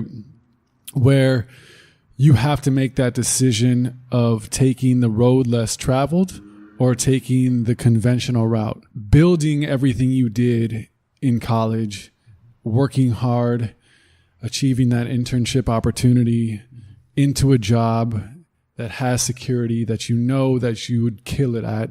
You know, even satisfying probably what your parents are like, that is success. He's following the stability is there. Yeah, this is it. He's following the exact thing. He did this, boom, boom, boom, and now success, right? To go into the polar opposite of scrappy, hustling, grinding, snakes in the grass. Uncertainty, knowing absolutely nothing, none of the things you studied in school, none of that conventional internship shit can really help in this brand new music landscape of the wild, wild west that it is. What was that moment where you made that decision where after you met the guys in Toronto, after that 5-minute conversation where you just knew? We all have that instinct, right? But so many of us don't act on it because of the fear, because of the no money. Scary thing, man. So I'm always so interested at that moment where you feel incredibly inspired. You feel this is it. This is what I don't even want to do. This is just, I have to do this. Mm-hmm. To taking action and investing in yourself, what that really truly means, not just, yo, I'm just going to take this risk, but like really taking it there with yourself. Man, for me, when I had that 5-minute conversation with Tyler in Toronto, I was like, I'd never felt such conviction before in my life. Like I knew there's no way I'm going to be able to go to sleep or go think about doing anything else for the rest of my life. There's always going to be this thought, like, what if? And I don't know, man. It was just like a mixture of being crazy enough to think that it would work out, and crazy enough to just, at the time for me, I didn't think I had any type of support after that encounter in Toronto, in Atlanta. Like I didn't know anybody that was really going to be able to help me, like put me in position. I felt at the time the mentality was just very much like, crab in a barrel. Mm-hmm. And so I didn't look to Atlanta as like, what was going to help me like really, really get to that next level. I looked at what I could finesse and, my traveling and being able to like get on a Greyhound and make a trip somewhere, because I didn't know anybody else that was doing that. And so I figured, look, I at least have to try this. Mm-hmm. And yeah, there were times where I was like, man, this is so stupid. They're not going to respond to me. Like I just flew all the way to Houston. They haven't been responding to my texts. I'd send off a text and they respond, and that would just continue to keep me going. Mm-hmm. But after a while, I'll go back to this 1985 story. You think this is going to work out. You have this great idea. This is, Drake's producer. Artist wants money. He immediately is like, yo, I'm not doing anything. Like, I don't want to, nope. I've been in situations, like, I need money, guaranteed. And I'm like, look, we have to, like, build a relationship. There's, like, we can't just close that door. But I wasn't able to communicate that at the time. And you also didn't have the experience. Didn't have that experience at all, how to navigate. Didn't really consult with anybody about it. And so, I FaceTime Paul. I'm like, what's going on, Paul? Like, I don't think he's gonna do it. You know, he wants a little money. You know, times are tough for him right now. You know, I know we're making a big mistake, but you know, this is what he wants, so I have to communicate that. And Paul, being the most humble guy I've ever met, man, that's a blessing. Still to this day, with that. Was just like, yo, it's all good. Don't worry about it. Like, I know some music industry guys would, you know, tell you you're making the biggest mistake and this and that, and trust me, I get it. I understand. Like, don't worry. And so to this day, we still have, you know, relationship. When I see him, you know, there's always like that. Man, like that's incredible. So yeah, it was like, at that time, I was like, dang, here we go again. Like, another tough time. I'm finally like figuring this management thing out. So I think, and door just shuts. No longer work with that artist. Stopped working with that artist shortly after. So now my ties to music were really we're limited, you know, and I think this was probably like November, December. Meanwhile, I think I'm a junior, about to be a senior in college. No internship for the summer, no, you know, job opportunity. January hits. I still don't know what I'm about to do. I'm trying to like intern for any studio in Atlanta. Nothing's going through. February, March, I get a phone call from this Dubai number. And I pick up my phone and I'm like, hello? He's, you know, and the voice goes, yo, this is Jamil. I'm in Dubai with Drake, but, you know, are you still in Atlanta? And I'm like, yeah, I'm in Atlanta. What's going on? He was like, yeah, you know, I managed G-Eazy. He's about to come to Atlanta, start recording his second album. You know, I want to introduce you to my co-manager. You should go to the studio and help them with whatever they need. I'm like, I don't know what a G-Eazy is at this time, but like whatever's going to help me get into music, like I'll do whatever at this point. So I connect with Matt, who's his co-manager, and, you know, I end up going to the studio. I meet Matt, and he's like looking at this video on his phone. And he's like, yo, what do you think of this video? And I'm like, I think this, that, and the third. And he's like, all right, cool. Here's this business card. I need you to book these flights, book these hotels. I'm going to invite you to these spreadsheets. I'm going to invite you to these Google Docs. I'm going to loop you on an email with the business managers. And that was that. That was like my introduction. Whoa. And so I was like, oh, shoot. In my head, a light bulb went off and was like, work that I can continue whether they're here in front of me or not. I got to really seize this opportunity.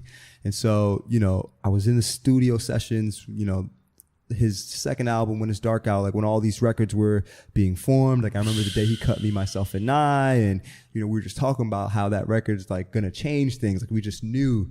And I was building, you know, relationship with these guys, and just, you know, I was from everything from, you know, fashion spots, food spots in Atlanta, to nightlife, to, you know, movies. Like I was just the guy that was just helping them in Atlanta for a week, and, you know, booking flights, doing all these logistics, assisting. And then I think that Friday after doing this, so I'd go to school, go to class, go to work, and then from like 6 p.m. until like 2 or 3 a.m. I was in the studio with them every single night for 5 days. Friday came, they're like, yo, we're going to this thing called Buku Fest in New Orleans, and then we're going to South by Southwest. Do you want to come? And I was like, let me check my schedule. You know, I go back, I figure my schedule is lining up perfectly with this opportunity because it was my spring break. Wow. So I didn't have to, like, you know, skip class. You know, I just moved with that opportunity. I got on the Greyhound to New Orleans. I met the guys in New Orleans, got a 15-passenger van. I drove the van after Buku Fest from New Orleans to Austin. You know, we get the Airbnb. So I'm the guy that's like cleaning the dishes and like making sure everything is clean in the house, then driving the passenger van to Austin, to 6th Street for the showcase, and staying in the car as everybody's leaving and going to the shows, so I could make sure I could be there as soon as they were done. Cause then we had another showcase. Then in between that showcase, I had to grab lunch for like 14 people. Then I'd come back and, you know, pick them up and go. Like, it was just like non-stop. In the trenches. That was my first time, my first experience being on the road. No book could teach you that. Man, you get thrown in. It's crazy to me, because this is this like light bulb. Like, literally, you put yourself in this position by being go-to, by doing whatever it took, by taking all doubt out of any situation and willing yourself into this mix off of a tweet. Man. Showing your worth, still not knowing what the fuck you were doing, but you were doing, right? Knowing you wanted to manage, having a situation go down where your experience, the blessing of your inexperience allowed you to bypass a situation. You also had a cat on the opposite side that understood that and didn't discredit you or even like make you belittle you to think that you were doing something wrong.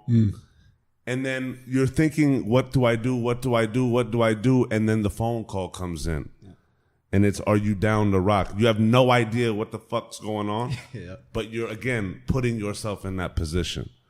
Unfucking believable. Crazy, man. And that week was like... And that's the learning, though. Yeah. So life-changing. That's the real life Donald Passman's all you need to know about the music business. Because that's you seeing how this runs. You could read all you want. And I think that's part of like... and just kind of thinking on that point and about investing in yourself is not overthinking, just doing. Just trust in yourself enough to get the doubt out of the way and just jump in. You know, there's so many things of like, you could go there and be like, I don't know if I can handle this. I can't do this. I'm going to fuck up and now I'm done. They're going to hate me. What if, my career's over. Life's over again. Like, all those things can creep in, especially being as inexperienced, and never being thrown into something like this that with that type of immediacy and also just like high level, you know? Man, it was sink or swim. Like at South by that year, there was another intern assistant that had, they had flown him out, and it was both of us. And so he ended up not being able to handle it and got on a flight. Wow. The day he got there, got on a flight back home because he couldn't deal with, everything. And how'd you deal with it? Man, I think it was like being humble, and realizing I don't have anything to my name right now. Like anything somebody asks me to do, I will ask them, what else do you need done? I will go the extra mile, and that's just, I still have that about myself today. Like I will get whatever needs to get done because it wasn't handed to me, in a sense. And so I was just happy to be here. I was just thankful that some guy saw something in me, in a studio for a few days that would allow them to comfortably be able to invite me out around their team. And I met the whole team and I connected with everybody. And that's another thing too. It's one thing to be around, but to actually be invited back and to, be able to vibe. It's one thing to contribute and then one thing to be one of the guys when you're not. You know what I'm saying? Like the ones that contribute are the ones that are seen. Everybody thinks it's just like, oh, we're going to go there and kick it. Those are the ones that get cut quick. And I remember thinking to myself, man, I got to make an impression, and I connected with everybody from photographers, videographers, the DJ, the drummer. Everybody at the end of that week was able to hit me up and know that I'd pick up the phone, number one. They knew they could always count on me. Whatever number was calling, I'd pick up the phone. I'd figure it out. I'd get it done. And they, at that time, were starting to really like utilize me more. And so after South by, I get a check in the mail. My first ever check in music. Wow. And you didn't know it was coming? I didn't know I could make money in music yet at this point. I didn't know how. Yeah. I didn't know how to make money in music at this point. And they sent me a check. I don't know, maybe $200, $300, whatever.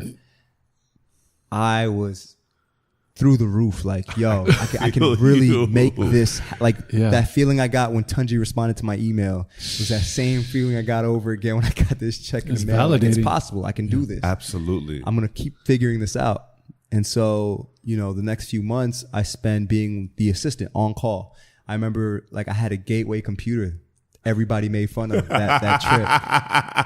A Gateway computer. They weren't even making. Shout out to Gateway. Shout out to Gateway. To build man. your computer spot. They weren't. The builder block. They weren't even making gateways anymore at this point. Yo, he got the fucking the first and last one. The last outlet gateway that remained. You know what I'm saying? And, everybody was in LA, so they were, 3 hours behind, and I was on the East Coast. So I would leave my ringer on my phone, that way if Jamil or Matt or anybody called me and told me, yo, I need this flight booked, I'd be able to wake up, get the flight, whip out the gateway, get the flight sorted out. And I was just that guy. I was reliable. G would hit me up. Yo, I need this for my mom's. Can you, look out and do this and that? And I was just gaining and building that reputation of being reliable. Yeah. I didn't know anything else Yeah. but how to be reliable and consistent. Beautiful. And so now I'm thinking to myself, okay, cool.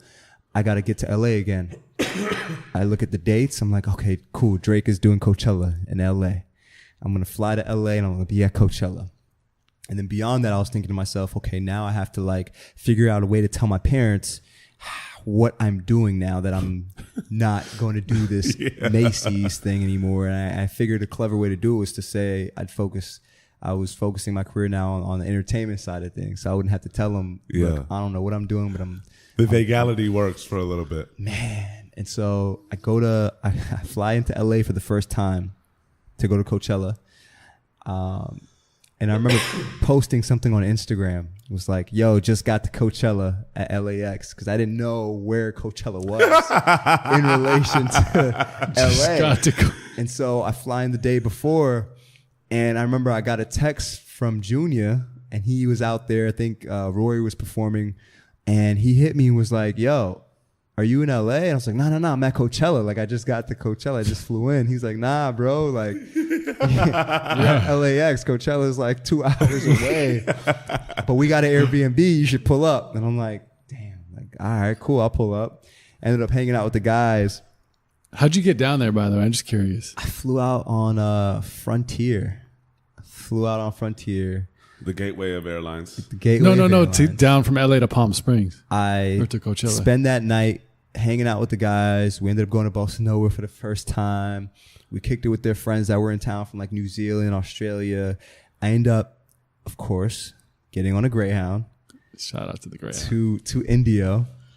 And The Greyhound expert over here. I love it. I was texting by Jamil. any means necessary. Oh, by any means. Yeah. By any means, man. I was texting Jamil yo, I'm in LA. Every time I'd flown into a city before, he hit me back immediately. He wasn't hitting me back this time. And I'm thinking to myself, yo, I just flew out. I have no passes, no credentials. I don't know anybody really. I'm out in LA to get to Coachella.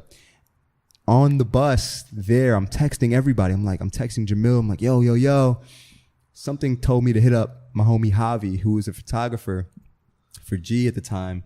And I hit him. He's like, yeah. We're in the room. Shout out you to should Javi. pull up. He's an amazing human being. Sends me the address. I pull up.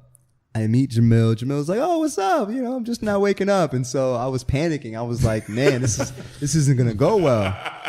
And so I ended up just kicking it with them. And, as I walk in the room, though, I met a young lady, tattoos all over. And she immediately starts telling me her whole life story. And I'm like, yo, I just met you. And you're telling me that your mom, gave you to your aunt, your grandmother, and whatever the story was. And she's just so open. And she's telling me she does music. And I'm like, man, I have never heard of you, but it's great to meet you. I wasn't really thinking anything of it. And she was like, yeah, my name's Kaylani. And I'm like, oh, okay, cool. Great to meet you. Crazy. And so, she's telling me how she's about to put out this project in a few weeks. I'm like, all right, cool. I'll check it out. Of course, she puts that project out and, 5, 6, 7, 8 different phone numbers later, she's exactly where she is. Yep. And she was one of the most humble people, I met. And I remember thinking to myself, man, I could really live in LA. If these are the type of people I'm going to meet, I could really, see myself living here. Each experience was just validating your intuition. Every one of those. And Crazy. so Coachella was amazing. I ended up going back to Atlanta. I figured out a way to finesse an internship that would legitimize me being in LA, because I wasn't getting paid for any of the stuff really outside of, that one time I was just grinding. I was hustling. And I got this recruiter's info on LinkedIn for this internship at NBC. And so I knew, my parents would be cool because it was kind of like a corporate, steady, NBC's a global name. I could do that during the day, and then at night I could go back to the studio and, the guys are still finishing the album. I can work away to hopefully making this some sort of like full-time thing.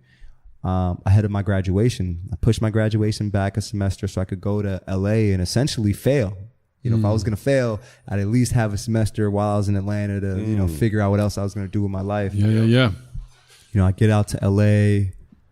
I'm doing this internship. I'm there 9 to 6, and then I'm going to the studio 6 to 3 a.m. and I'm killing myself. Like the first 2 weeks, I was like, it was tough. It was a grind. And I remember Matt shooting me a text like, yo, we put you on a retainer, a weekly retainer. It's not much, but you don't have to do that internship anymore if you don't want to. Like you can continue to work with us. Like amazing. I was like, yo, this is it. This is legit. Still not making much a week, but like, no, this is gonna be by bit, this is it. career. Yeah. And I go back to Atlanta, and that entire time, like, I'm just one track to LA. Just like I'm going to LA. That entire summer, I was still paying my rent in Atlanta, and the lease was ending at the end of August. And so, you know, my roommate at the time, you know, told me that he'd been looking at a house, and you know, he had a room for me when I got back from LA. I was going to be able to, you know, take my stuff from the old apartment and move it to the house. The day I was supposed to move into the house, I hit him like, yo, what's the address? I never got the address. And he was like, yeah, we don't got the room for you anymore, bro. Wow. And so my last semester, I remember thinking to myself, yo, what am I going to do? Because I don't want to go back 45 minutes back home and live at home. And, you know, I need to be in Atlanta because I'm close to the airport. If somebody calls me, I can make it to the airport in less than 15 minutes. Yeah. Like, I got to be in Atlanta. And it's the craziest thing. The day I was supposed to move out, I had a homie of mine, you know, bringing his truck to take my mattress to the new place. I had to figure out a whole new living situation. It was the last day I could live at that place. And so I'm thinking to myself, yeah, I got to figure this out. And I called a few friends, and one of my friends was like, yo, I called a friend, you know, he's not too far from where you're at. You know, he says you can live in the living room. You know, you can put your mattress there. They don't have an extra room, but if you want, there's a space in the living room. You can put your mattress, and you know, he's not going to charge you any rent. You can just, like, you know, spend your 2 or 3 months finishing up school, and then you know, be done with it. That's crazy. And I was with a good friend of mine named Nia, and at the time she just started crying. She was like, oh my gosh, this is terrible. Like, we went to the place, and I'd never met these guys before in my life. Man, they let me in to their home. I set up my mattress in the living room, and she just starts crying. She's just like, how are you gonna? How is this? What's happening? This is yeah. And I was like, nah, it's cool. Don't worry. Like, it's part of the story. Like, I'm gonna figure this out. You know, I need to be able to be here in Atlanta. Like, I was just so motivated. You know, and that taught me how to live, you know, below my means and figure things out. And it's a blessing in and of itself just to have a spot. Oh man, it was a blessing. You know, I could have easily gone back home. Yeah, it wasn't like a life or death thing, but it was like, it was very important for me to like figure this out, because I knew, you know, moving out to LA, I still didn't know where I was going to live. So I knew I was going to either have to couch hop or, you know, swallow my pride and do some things that I might not have been able to tell my parents I was doing, but that I was doing to continue the story. Because I came too far to like quit now. Yeah. And it's crazy, like, just talking about all the things you're talking about involve sacrifice, right? But you're not talking about it in that tone. Yeah.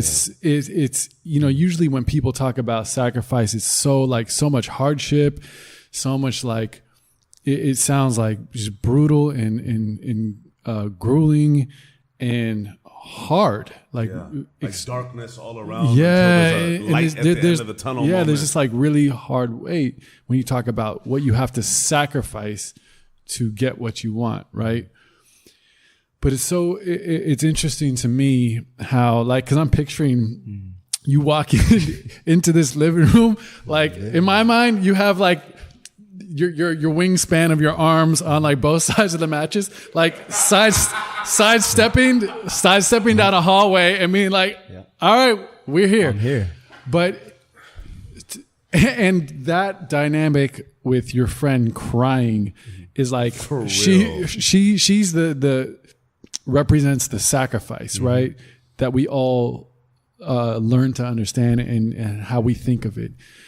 But nowhere in your journey and your story has that sacrifice has had that type of energy or vibe. It's been polar opposite to how we define sacrifice. It's every decision you're making. No, I'm just going to do it. I'm just going to go out. I'm going to, I'm betting on this. I'm a little panicked. I'm figuring out, I don't know what's going on, but you're willing every single time to sacrifice it all every single time. Going out to LA, not knowing. You could easily, on any one of those trips, have gone and had no place to stay, been stranded, had no money, figuring it out, been homeless for a night. Get a hold of anybody. And there's tons of people that have had that exact same story, and it's gone in that direction. But I think your commitment to that, with the energy of not even letting it really phase what you're trying to do, is such a highlight to me in hearing this. And it's like, I don't know how many people would make that decision to throw a mattress in a neighbor's living room when their parents are 45 minutes away. For real. Like, I don't know how many people would actually do that and not be like, nah, I'm not going this far. Yeah. We all have a point.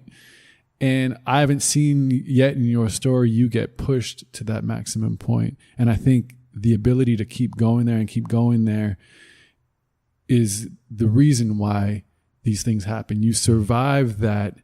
You're willing to go there, for sure, which allow those great things to happen. It's just such an interesting dynamic to me. Yeah. I was just following the signs, man. Yeah. Like, this internal compass was just leading me in the direction where I felt I couldn't turn back. Like, I'd come too far. Even though it was still very beginning, I was like, I have to do this. Yeah. So if I don't do this now, what's going to happen? I'm going to face some other roadblocks, and what am I going to do? Just give up and quit? And I remember thinking to myself, it's going to work out. And when I asked my homie Frankie, man, who let me stay, like, I didn't know Frankie a day in my life. Frankie let me stay at his apartment for 3 months. Wow. And on the day we met, I was like, you know what? What's your Wi-Fi password? He was like, oh yeah, it's 93 Supreme, my birth year and my last name. And so I was like, oh man, this is like, what a sign. Like, this is going to work out. Like, I'm going to be fine. I'm going to figure this out. And it was just like those moments. The omen just dropped. Crazy. That's crazy. Yeah. I was like, man, what? That would borderline scare me. I'm like, did you know I was supposed to be here all along? Like, in your living room? He's like, I did. It's like, all right. So that semester, my final semester in school, I ended up making my schedule Monday, Tuesday, Wednesday. I'd have one class each day from like 4:30 to 7. It'd allow me to, if I had to be, on a flight to Rhode Island, I could leave Wednesday after class and then come back Monday before class, because I was still in this trial period, essentially with these guys that I was working with. And I just wanted to be able to be flexible so I wouldn't miss the opportunity, especially being on the East Coast 3 hours behind. For sure. And so, December comes, I'm graduating, G's album comes out. Me, myself, and I are starting to go crazy. I've now explained to my parents, this is who I'm working with. They're starting to hear it on the radio. They're like, okay, cool. They're really supportive. My son's on the radio. That's what they're telling their friends. Like, I have no parts on that song, but whatever. For sure. Yeah. And now I'm thinking to myself, I got to get out to LA. And I didn't really make a plan as to like where I would be staying when I moved out there, what that would look like. My whole goal was to get out there and figure it out, because I'm such a logical person. Like, I'm a Virgo, man. I'm so step by step that if I would have sat there and thought about every single thing, I probably wouldn't have moved when I moved. And then I would have, missed that opportunity. So I ended up packing whatever I could fit in my trunk. At this point, I was already kind of light because I had to fit my clothes in the closet of this living room, and my trunk could only hold so much. So gave away the mattress, put everything in my trunk, drove out to LA 3 days after I graduated. On the way to LA, I'm realizing, I really don't have a place to stay. Maybe I should start reaching out to some people now that I know might be in LA. I reached out to, a homie of mine who I went to school with in Atlanta. He was telling me he had a spot downtown, and, I might be able to crash, but I might not be able to because his roommates. And I don't know. I was just at that point where I crossed the border. So I'm in LA now and I really have nowhere to go right now. And, you know, I call Matt and Jamil and I'm like, yo, I don't really have a place to stay. Like, please let me know if you guys hear of anything. And so I spend that night. I crashed with my homie and, you know, Matt and Jamil get back to me. They're like, yo, you can crash with G. He just got a spot in Hollywood. You can live there, work from there. And, you know, G's going to be out on tour a little bit. You're going to be helping us here at home base. Like, it'll be a perfect combination. And so I spent like my first 5 or 6 months living with G and, you know, working and just trying to figure out how to adjust to being in LA. And I loved every bit of it. You know, like being in LA and being able to connect with so many different people. Like, I'm the kind of guy that I'll talk to anybody. I'll connect with anybody. And LA is just link up capital number one. Absolutely. You know, let's build, bro. Let's exchange numbers. Break bread, bro. And so I was doing that, and, you know, eventually people start, you know, seeing who you're around, who you're associating yourself with, what you're posting on Instagram. They get curious. And so I had to figure out another way to keep these opportunities going. And, you know, I ended up connecting with my buddy Justin, who I told you from the story before. Oh, yeah. He had just moved out to LA with Made in Tokyo, who he was DJing for before any of the stuff took off. Like, as I was chasing Jamil around these different states, Justin was starting to work at, I think he was working at Top Shop. And this kid walked in and was like, yeah, you know, I make music. My brother, you know, he makes music as well. You know, I want you to be my DJ. I've seen you like do some of these parties. And Justin's like, all right, cool, whatever. Like, I'll DJ for you, whatever. And, you know, of course, the record comes out, I Want. Then Uber Everywhere comes out. And next thing you know, these guys are moving out to LA. And so we ended up crossing paths at the exact time that we were supposed to, because they were building their collective. And there was this artist, Salma Slims, who's part of Private Club. And she had gotten this opportunity to go on tour with I Am Sue and Mod Sun. Crazy. You know, super random tour. And their manager, Mike, had reached out to me because he saw what I was doing with G. And, you know, there's always an element to like making things look good. Yeah. And then in reality, you're not even either being paid, compensated for it, or that's not exactly what's happening. But I did a good enough job to this where is where perception is reality. Yeah, this is where perception is reality. And he thought, you know, I'm a legitimate like tour manager, even though at this time I'd only probably been out to a few shows. Most of the stuff I was doing was just logistics. I wasn't really out there running the show. Sure. I'd be invited to a few shows here and there, but that was to the extent of that. But I didn't let the public know that. I didn't let Instagram know that. For all I could, you know, for anybody, for you know, anybody looking at my Instagram would have thought, look, this dude is doing this. So Mike hits me like, yo, I need a tour manager for Salma. Like, are you down? I'm like, I'd never tour managed before on my own. So I'm like, yeah, I can do it. Like, let's do it. And so I remember hitting Matt and Jamil like, yo, I just got this offer to tour manage this artist. And they could have easily said, nah, you're either working with us or you're not. Like, there's no you going out here working for other people. And they were very much the opposite. They were like, yo, it's dope that you're getting clients now. Keep going. Go learn. Get that experience. Awesome. And for me, that was like, that gives you enough confidence as a person to say, okay, cool. Like, let me really go out and take this experience. And I remember I read this book, this PDF. I don't know where I got it, but it was this PDF on everything you need to know of being a tour manager, pretty much. Mm-hmm. And I read that book and I was like, all right, here we go. And tour manager for dummies. Let's rock. Let's ride. You know, I rented a minivan and we drove to Phoenix, Albuquerque, Dallas, Houston, and, you know, we're opening up for 10 or 15 people every night.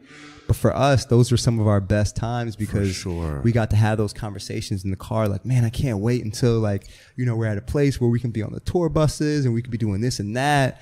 And Salma, she was like, yo, I want to be the rap game Tyra Banks. Like, I can't wait until, like, you know, Tommy Hilfiger and all these different brands start reaching out to me. And it's crazy because this was like 2015 or 2016 now. And this past January, she hit me and she said, you'll never believe it. Like, Tommy Hilfiger wants to fly me out to be in one of their campaigns that they're going to shoot. And I want you to come with me because we were having these conversations when you were driving this minivan. That's amazing. So, I stopped tour managing like a year ago. I'll get into that. But I said, you know what? Let's do it. Let's go. Because it was like that moment where I got to see it come full circle. Yeah. So yeah, I did that tour, and industry small. There's another guy named Mike who manages Little Dicky, who the other Mike used to work with, and he started to see Salma doing these shows, and he's like, "Yo, who's tour managing Salma? Like, I think we need a guy for Dicky." And he was like, "Yo, this guy James, he's dope." And so Mike hits me and is like, "Yo, I want you to come by, meet Lil Dicky. We want to look into like bring you out with us for the rest of the year." He had a schedule from like June until December of all these dates, and he was looking for a tour manager. And so, this is the part in the story where being a bit more prepared and a bit more, experience would have come in handy in hindsight. But I was like, I got to take this opportunity. I got to like level up. Like right now I'm sleeping on somebody's couch. Like I got to use this opportunity to be able to take me from the couch to wherever else I need to go. And I remember taking the gig, and I went back to Jamil and Matt again, and I was like, "Yo, I just got this gig. Like, these are all the dates for the next few months. Like, let me know." Because at the time, I'm still booking flights and coordinating travel for G and doing everything else. And they're like, "Yo, do it. Go for it. This is great. Like, you're learning. You're getting your experience. You're building your clientele. You're doing all the right things." Mm-hmm. And I ended up going out on tour with Lil Dicky for 6 months. And it was like, that's crazy. Crazy. Saved that money had just come out. And so for me, I'm like, now I'm starting to make more money than I've ever made in music. And, I ended up leaving G Spot because I'm like, all right, I'm kind of leveling up. Now I have to like go sleep on somebody else's couch. And so I hit up my homie Andre, who ended up going to Georgia State with me as well. He had just moved out here, and he was working his accounting gig, and he was living downtown. And so I told him, I was like, "Yo, these are all the dates. I'll barely be home more than 2 or 3 days of the week. Can you please let me crash on your couch so I can continue to give off this like thing, like, that I'm doing things. I'm moving around. I'm not, sleeping on the couch anymore, so people can start viewing me as somebody that's doing it instead of like, somebody's assistant or whatever." Right. Yeah, it was a crazy experience, man. That it's so important to think just like the real reality of what it means to work in this business, even at a high level, and what your lifestyle is like during that, how it can be, how the perception and the reality can be so different. But like when you really, and this is just for people thinking about like dreaming about being in the music industry or what it really means, and seeing one thing, but truly living a different way. Absolutely. In that. It's just so interesting, like still being committed and working on a high level with high profile clients that are doing extensive tours, that have followings, and you're on the road and you're getting paid. And most importantly, you're around tons of people that are like really leveled up. Popping. Yeah. Mm-hmm.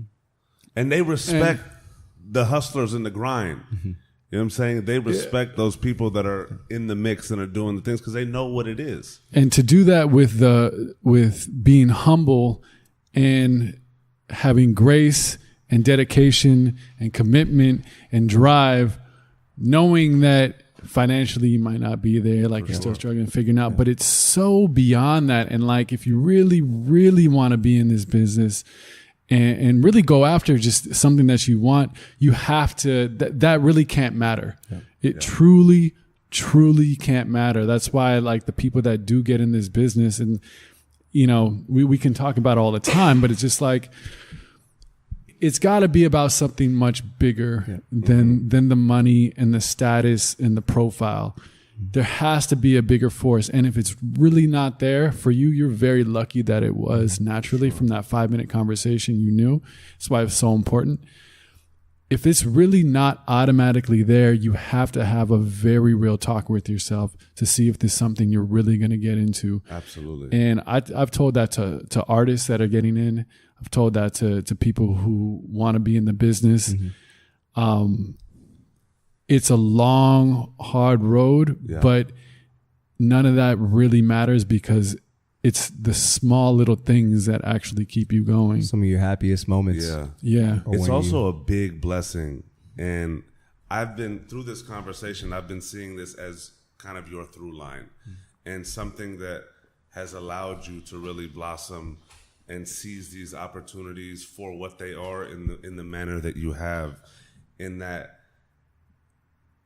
shout out to every experience you had where you were taken away from the group and you had to find yourself. You were taken away from your path and you had to focus on yourself. The through line to me is you understanding how important you were as a functioning player in creating your destiny, as opposed to you fitting in to these groups. Right? Because you could have easily came into these different situations and said, how can I just mold and just be a functioning vessel in this group?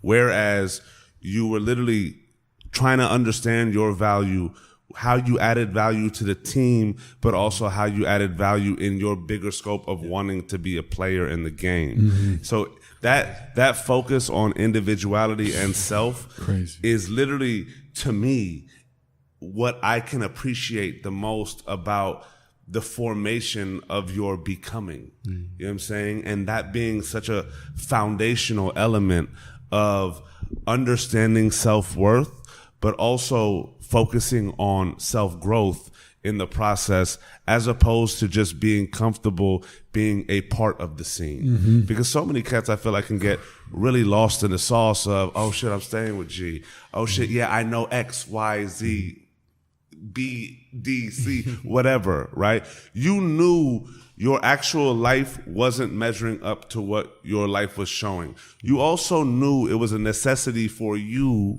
to maintain that image while also leveling up to the point where you could start being that player and actually appreciate and start figuring out ways to live that life. It wasn't like, how do I keep this facade going just to keep it going? Exactly. It was, okay, this facade is a vessel in my forward movement. I need to maintain this for what it is in my journey, but I also need to seize the opportunities and take them as they come to grow and add value to my repertoire to be able to really start moving and shaking. Yeah. One thing, and that's an absolute blessing, bro. And I love that about your story. Crazy. And I love that about your being. You feel what I'm saying? I just appreciate that mentality. Like that, hey, that's your Mamba mentality, my guy. Yeah. Shout out to you and Kobe having the same birthday also. You feel me? That's that Mamba mentality.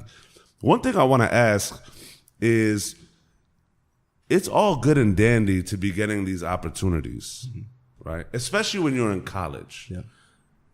You've been out of college, you graduated, you're getting the stipends where it's like, and correct me if I'm wrong, you're just able to scrape by and get by. You're starting to get these tour managing opportunities where it's like, I'm sure you're getting a stipend and it's adding a little money to your pocket, but it's like, it's still scrape by. Yeah.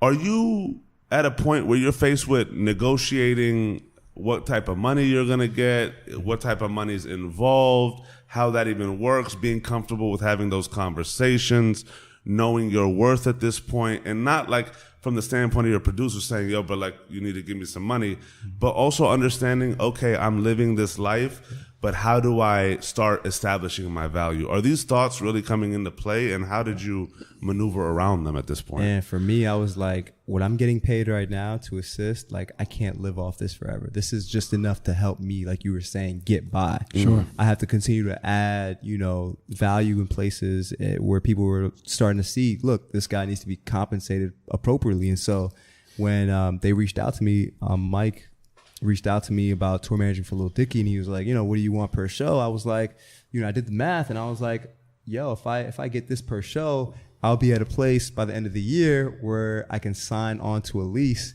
and be able to have an apartment in LA. Got it. So it wasn't much at all, really, compared to what people were probably charging. And, when I asked him, when I told him the price, he was like, oh, okay, that's it. So it was still, you were like, oh, like, it was still like this is going to be more money than I've made so far in music. But I definitely could have aimed a little higher.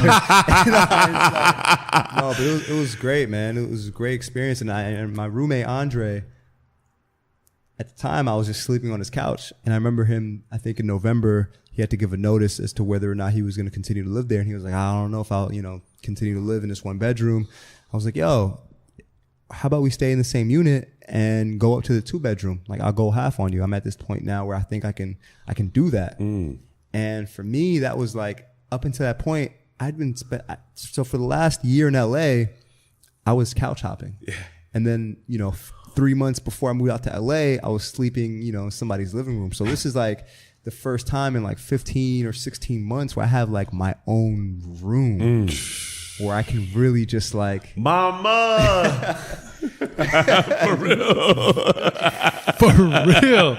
It might not seem much to, somebody, but yo, for me, I was like, yo, I got my own bed. Like, this is incredible, to have that feeling again. Man. All from your pursuit too. Man, it was incredible. So yeah, man, I did Little Dicky, and then, Made in Tokyo, was starting to move around.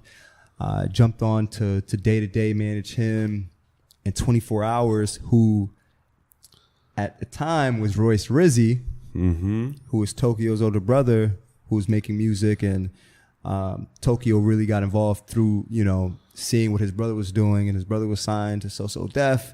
And it's a crazy story. During this time where Royce Rizzy was going into 24 Hours, his new persona, everybody kept it a secret. And so my guy Justin, my best friend, sent me this link to this 24 Hours. He was like, yo, this is going to be the next thing. You should like listen to this. And I'm like, yo, this is amazing. This is like my favorite artist now. He only has 4 or 5 songs. Like, this is incredible. I was telling everybody about it.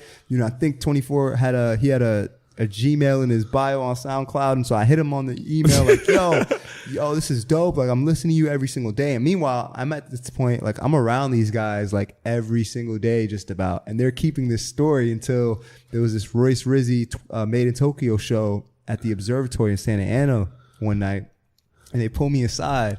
After months of me just raving about this 24 Hours guy, they pulled me aside and they're like, yo, James, Rizzy's 24 Hours? And I was like, no way! What? Like, I couldn't believe it. Yo. I couldn't believe Ashton it. Kutcher was about to run out. I couldn't believe it, man. I was like, there's no way you guys got me for this long. And they're showing me the email thread of me like, yo, what's up? Let's link up. I'm James. Like, I'm out here, Meanwhile, like, I'm tour managing these guys. And that's incredible. Crazy. Yo, we love the enthusiasm, though. Man. You know what I mean? What is this really? I'm like, wow, okay, thank you guys. Life is over, part 5. Right. So, yeah, we end up, 24 Hours ends up, revealing who he is. So now it's time to start doing live shows. And I'd connected with this guy, Ye Ali, through Instagram. Ye was somebody, I kept hearing his name. And so I just was like, you know what? I'm in LA now. Let me just reach out. Let me just cold DM cold DM this guy and just say, hey, let's link. And he's like, all right, cool. Trap House Jodeci. Yeah, shout out to Ye. He was just like, yo, let's link. Sent me the address. I pulled up. And this was Game 7. We ended up watching Game 7 of the series where LeBron beat the Warriors. And so he ends up inviting me over to this guy Business Boy's place. And, that was his producer. And so we all just had a conversation. We're just kicking it, chilling. And so a few months later, 24 Hours is getting ready to tour. And I'm like, yo, this is great, but I think we should bring somebody else on too to give it another dynamic and another vibe. And so I hit up Ye. I'm like, yo, would you be down to come on this tour? I think it'd be a great look. And, you should bring Business Boy as well. He could be your producer, DJ dude, so you don't lose much time from being back home making music. You guys can make music on the road. Putting the pieces together. Yeah, putting the pieces together. And so Ye's like, yeah, let's do it. We end up going on tour, 2 weeks, 2 or 3 week tour. And, you've been on the road. Tour is something you'll either enjoy, you'll have a great experience, or you'll have like a negative experience. For sure. touring. So For sure. luckily for us, I was running it. It was a good experience. Yeah. It's all what you make it too. Man, it's all what you make it. We got to the venues on time. We started our shows on time. We ended up shows on time, and we just had a good experience overall. And so, in the back of my mind, I'm like, man, this Business Boy dude is dope. I think the Party Next Door stuff had come out that he had produced, and he was just a humble dude. And so I kept that in the back of my mind. I'm like, all right, cool. I want to find a way to continue to help this genuinely good guy, further his career. For sure. Just on being a homie, like, yo, Absolutely. You should work with Made in Tokyo. You should work with Lil Dicky or, XYZ. And fast forward a few months into 2017, I'm on a tour bus in the middle of nowhere doing exactly what I said I wanted to do 2.5 years ago. And I realized I'm unhappy. Wow. I'm unhappy. What was because that? I spent these last few years chasing this opportunity and these opportunities. And I'd kind of forgotten myself in a sense of like taking care of myself and overall well-being. Mm-hmm. The road is tough. In terms of like just defining that, what does that mean? Man, I wasn't eating right. I wasn't sleeping right. I was on the road every single week, and, I'd come back, and my experience with LA was different because I had to piece back my life whenever I'd come back from being on the road. Mm-hmm. And you're gone 4 or 5 days or, 4 or 5 weeks at a time, and you come back, and, LA's a very much like, out of sight, out of mind type of thing, and for sure. I was just having a hard time really connecting with, people that I had met on the road and really being able to establish relationships. And, I wasn't happy. It's draining. Man. It was draining. And I literally made a list of all the things I was going to do once I got off tour. I told myself this was going to be my last tour. It was 24 hours. We were opening up for Black Bear. Oh, and sold out tour every single night. And I was just unhappy. So I made a list of things I wanted to do when I got off the road. And, I told myself I wanted to get back into praying more. I wanted to change my diet. I wanted to stop drinking alcohol. Not that that was an issue, but that, I hadn't. For sure. I just wanted to do anything that would help me Clarity. get a different perspective. And, I wanted to get back in the gym and start working out with a personal trainer. And, I wanted to get off Instagram so I could like really just focus on what it was that I wanted to do. And then it hit me. I was like, man, maybe I should look into like managing producers and writers, because that would allow me to start entering a different area of this business that I wasn't really exposed to as much after I started being on the road as I was. And so I hit up Business Boy and I was like, yo, do you have a manager? He was like, no, I don't have a manager. I just have an attorney, while I was on the road. And so I was like, all right, cool. I'm going to put together, 6 to 12 month plan. And I want to talk to you about some stuff when I get off the road. No idea what I was doing, never managed a producer before. Yeah. But I knew, once I get off this road, like I can't touring is one of those things that's you're either going to do for the rest of your life or you're going to do for a little bit and then get out. For sure. And figured out from there. And all my friends that at the time in music that were, young and starting to, move around too and tour managing, they were all starting to get off the road. I had a buddy who was working and doing assistant tour managing for Drake. He had transitioned to working on the marketing team for Spotify. Got it. Another one of my homies got off the road and completely just like got out of music. Yeah. So I had that as well. Yeah. And I just knew I had to like reapproach what I wanted to do, long term. And yeah, man, when I got back home, I started to do some like just small things. Like I became a vegetarian. Growing up as a Haitian American, my family would just like cook traditional food. So I would never eat outside of my food groups. So I thought, to myself, after watching What the Health, of course, mixing a little bit of propaganda with some facts, but mostly like I'd eaten the same types of food growing up. So I figured, okay, if I could switch up my diet, maybe it would spark my brain and like make me feel better about myself. Focusing on you. Yeah, focusing on myself, because I felt depressed on that tour bus. I was like, I'm not happy. I need to feel better. So switched up my diet, stopped drinking alcohol. I got off Instagram so I could like focus on my journey and not really have to like keep tabs on what everyone else was doing at the time. And, I think we're in an age where we just compare ourselves to what we see. For sure. And you don't get the full story. fact. I mean, it's tough. And our lowest it's so self. automatic. Yeah, yeah, exactly. Like when we start really comparing, it's not when we're elated. No. Somebody that's on their path doesn't have time to start comparing. Yeah.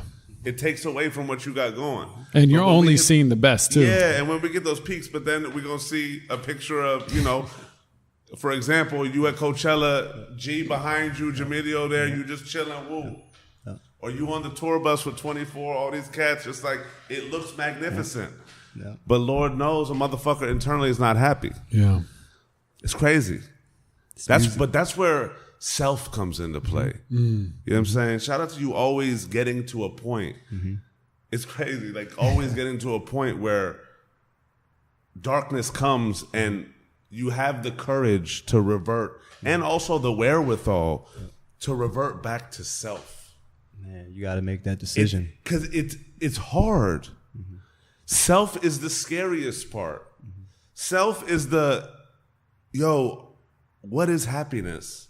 Self is finding out that the only person that truly matters in anybody looking at your life or looking at your career with an opinion is your reflection in the mirror. Absolutely. And nothing else. You have to sleep, and the thoughts that are in your mind are in your mind. Yeah. At the end of the day, like, Self is the only person worrying about, thinking about what you're doing is you.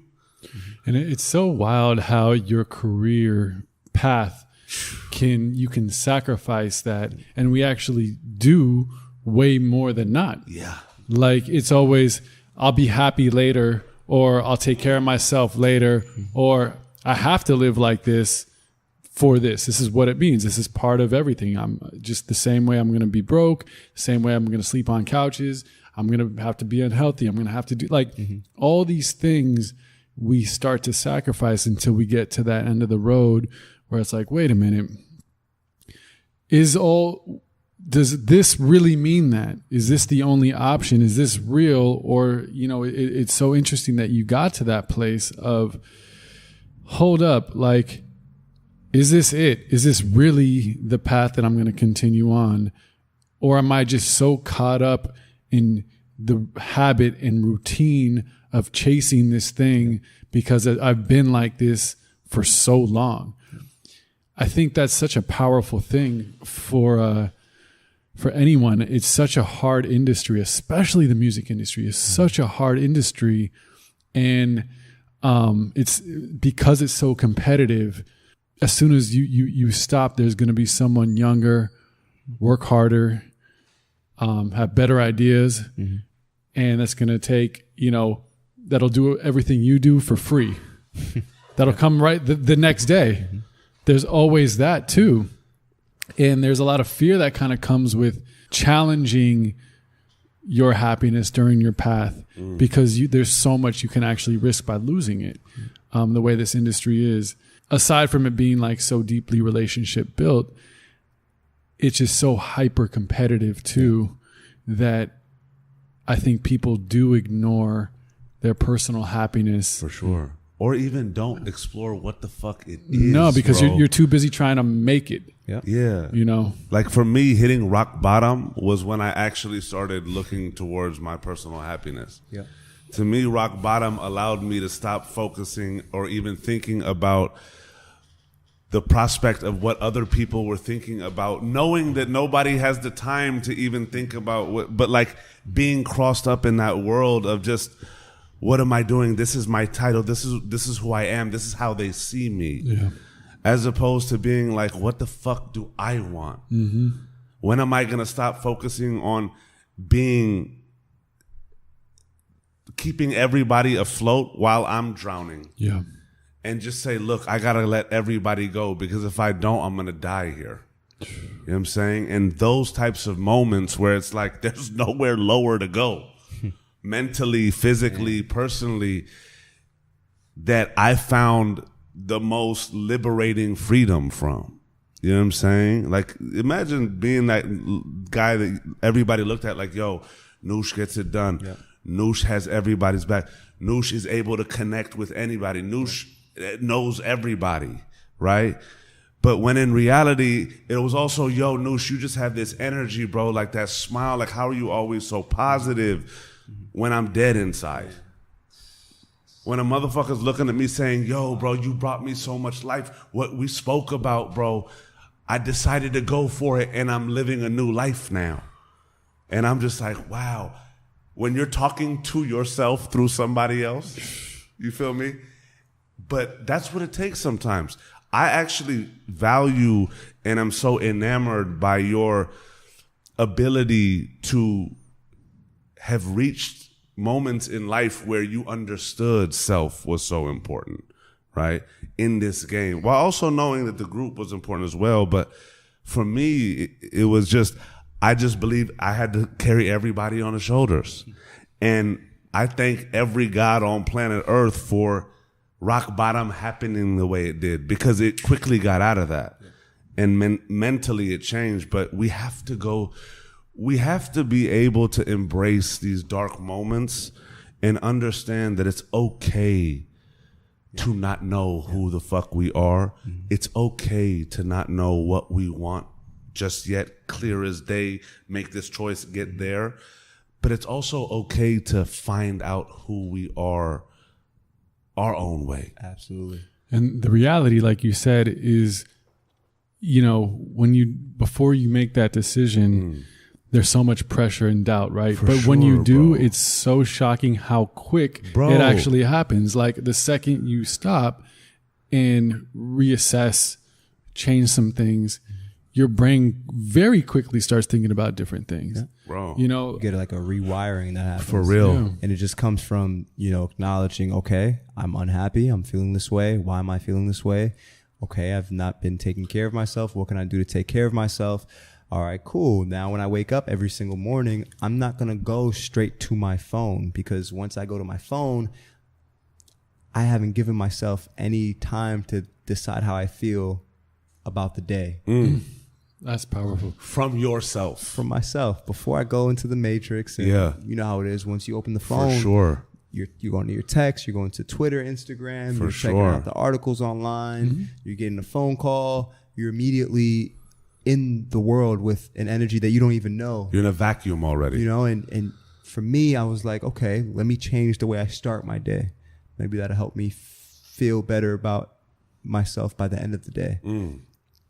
I stopped checking my phone when I woke up.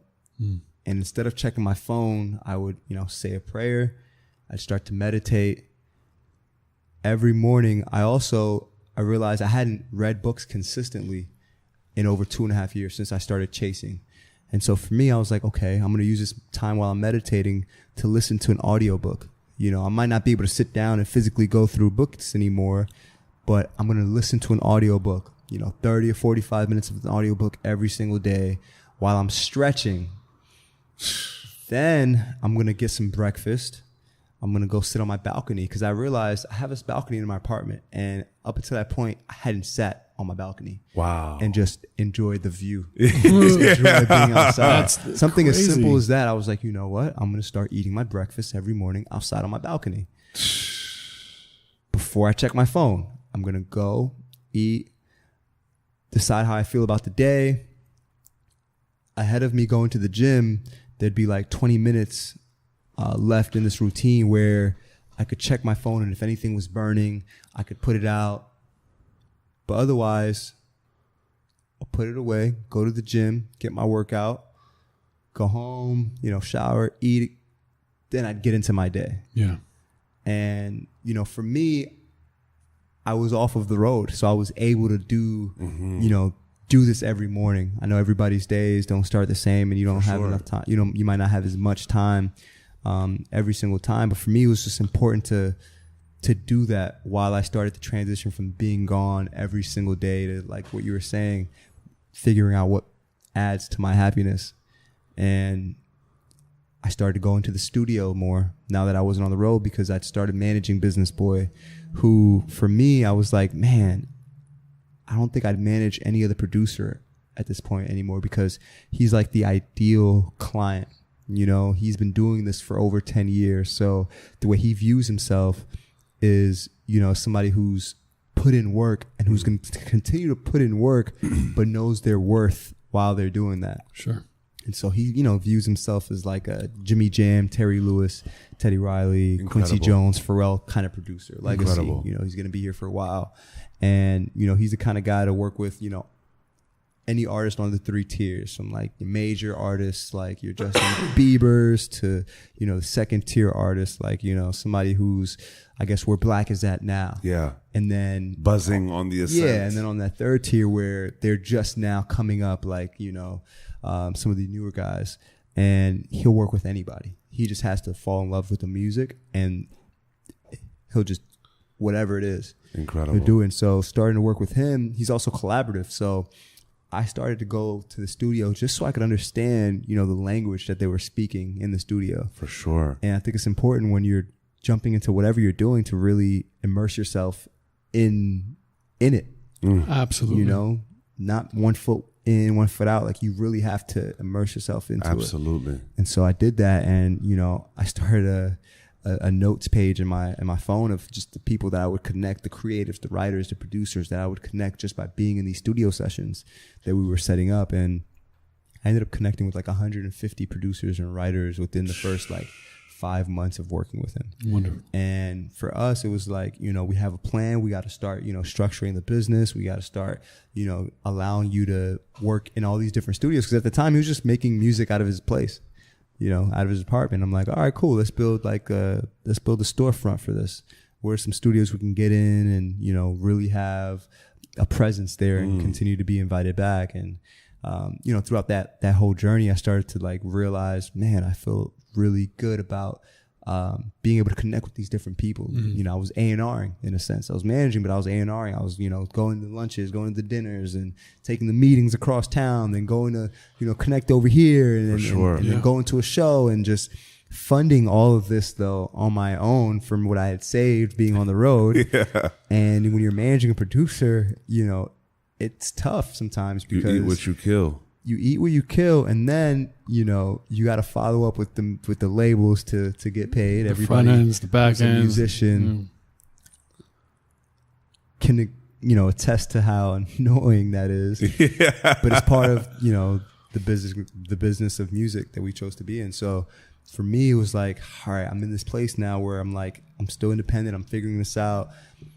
I don't know how long I can continue to self-fund trips to New York, trips to Toronto. For sure. While helping somebody build their career. So I started to think, man, maybe I need to like partner up with somebody or, figure a situation out at a label or whatever. And so I just opened up my mind to that opportunity. Like a friend of mine had reached out and was like, hey, so-and-so, this label is looking for people to come in and, do X, Y, Z. And I'm like, I'd never thought about working at a label or company since I'd started because I was just going from gig to gig. Like this person would recommend me for this. So at that time, I didn't even have a resume for music, and not that I'm proud of not having a resume for however long. It's just like, I was just moving from thing to thing. So then I got to a place where I had a conversation with a friend. They were like, yo, you should try it. You should apply for this. And I'm like, you know what? I'm gonna, get my resume together. And so that started to open up my mind towards like other possibilities and what I wanted to do as an executive in music and how I wanted to approach the game and really try and figure out a way to push the career forward. For sure. And I got to a place where I felt like I was kind of stuck for a little bit. And that was a tough place to be at, to, see so many of your different, the counterparts, your colleagues, succeeding on all these different levels. And you're like taking a step back from what you were successful at to try your hand at something that you have no experience and you haven't had success at yet. So I think it was important during that time for me to focus on myself, which is why I'm happy I gave myself that break away from social media to really just focus and get my mind right so that when the opportunities would start coming, I could have a clear mind and a clear heart to be able to operate and discern certain things through. And then I think around top of this year, I started really meeting and sitting down with a bunch of different A&Rs, and people were starting labels and people were moving around. And, I sat down with just about everybody, but I felt like, man, everybody's just moving kind of slow. Like, I really want to figure out a way to continue to manage, but then also, join some sort of company or entity to continue to develop my career. And had a few conversations at the time. We had a very strong first 3 months with Business Boy. I think we were averaging like a release every single week for the first like 12 or 13 weeks. And this is after like those 5 or 6 months that we spent just in studios, moving around. All that stuff started to pay off. And so people were, calling in like, yo, we want Biz for this session and we need him for here. And then people were starting to ask us, are you guys published yet? And Biz wasn't published and still isn't published. So, started having those conversations with the publishing companies and, led to opportunities to meet, some of the people that I've looked up to in music. I remember a good friend of mine named Ashley told me about this dude, Sycamore, that she was starting to study. And like, she was living in New York at the time and she was like freelance writing for a few different publications. And she wanted to somehow figure out a way to transition to A&R. And she wanted to work with this guy, Sycamore. And this is like 2016 and she hadn't met him yet. And so, fast forward. That's an incredible human being, man. Bro. He's a great One dude. of the most genuine and self-crafted human beings on this planet. Fast forward a year later, Ashley ends up through, what was supposed to happen, connecting with Sycamore. So then she becomes Sycamore's assistant and she's now looking to make a move out to LA. And I'm like, all right, cool. She comes out to LA and so she's now working at Interscope. And I'm like, yo, I'd love to connect with Sycamore. You got to set up the meeting. Finally get the meeting to sit down with Sycamore after 2 years of her just like telling me about this guy. And we sat down within like the first 30 minutes. He's like, yo, I got to introduce you to, Joey, I got to introduce you to all these different people. Like, yo, you're going to be special. Like, I really appreciate what you're doing. And I'm like, what? Like, I haven't even started yet. But to have that conversation with him, it meant a lot. Yeah. And he sees it. He's been through like hell and back. Everything. Yeah. He's somebody whose story like I really appreciate. I think it's important for everyone to have those people that like to them are the epitome of success in whatever area it is. And, when I sat down with him, I was like, man, this dude is just as soft-spoken, if not more soft-spoken than I am, and just so, intellectual. And that conversation, I'll remember forever. Yeah. And, a few weeks later, another mentor to me, Walter Jones, hit me and was like, yo, I was, having a conversation with Sycamore. Have you ever thought about doing A&R? And I was like, nah, I've never really thought about it before, but, keep me posted. At this point, I'd sat down with everybody. So I was like, yeah, keep me posted. I'll send my resume. I'll go through the motions. Yeah. I never want to be one of those guys that's just like, nah, nobody's hitting me back. So I'm going to just like set everybody out. I'm like, nah, I'll continue to like, to send my resume around. And then I get an email from the head of A&R at Universal Music Publishing. And he reached out and said, hey, I got your resume from Walter. Love to sit down with you. Got this email on a Saturday. So I'm like, who's sending emails on Saturday? All right, cool. I'll meet with him. Sat down with him on Tuesday. And I'm like, I walk into the to the meeting already knowing the conversation that we were going to have because I'd had it so many times in the last month, 2 months. And I, kept the same energy. I'm like, you know what? This is a new opportunity, a new conversation. I'm going to take the meeting. At least I'll have, another connection, another, ally, hopefully. Make an impression. I know exactly what we're going to talk about from the 45, 50-minute meeting we're going to have. Do that. Tuesday comes, Wednesday, Thursday, I get a call. He's like, yeah, we'd like to offer you a situation over here at Universal Music Publishing. I'm like, what? Like, that was literally the first thing I said. And he was like, you sound surprised. And I'm like, no, I didn't think you guys would move so quickly, and in that conversation, I told him, I was like, look, I'm a manager. I'm managing Business Boy. That's kind of how I've even gotten to this point where we're even having a meeting. Right. I wouldn't want a situation where, as a young executive, a young black executive, that I have to like stop what I'm doing, to join a company that's not going to support anything else I'm doing. He was like, no, that's not the vibe at all. He was just giving me different examples. And I was like, all right, cool.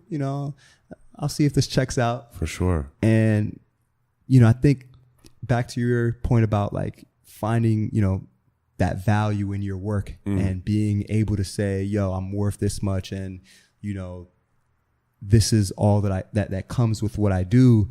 I finally was at that point for the first time in my career where I was like, yo, this has to be on my terms if I'm going to do this. If I'm going to do anything moving forward, it has to be, you know, to a certain degree on my terms, because I'm starting to see my value and my worth. And, you know, I'm crazy enough to figure this out on my own outside of anybody else. So, you know, I got to be compensated as such. You know, we got to figure a situation that's really going to speak to where music is at right now. And especially, you know, where I think it's going.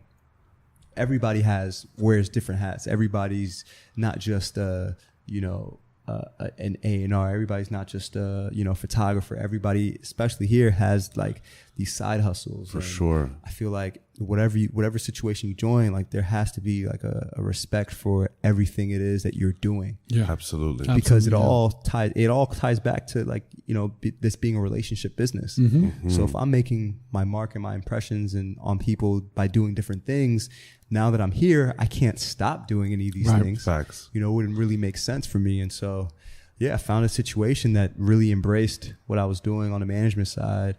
And, you know, he just pretty much said, look, we want you to bring that same energy into this building. Incredible. You know, because sometimes there's a disconnect between, you know, people that are at these labels or these buildings and these publishing companies where they don't really understand the writers or the producers much. Sure.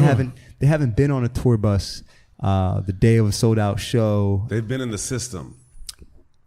Day of a sold out show, been on a tour bus, and the artist wakes up and says, I don't want to do the show. And having that conversation. Giving Martin Luther King, I have a dream speeches. And having to like pull from so many different places to just get this person to like forget about your girlfriend issues and to just do the show.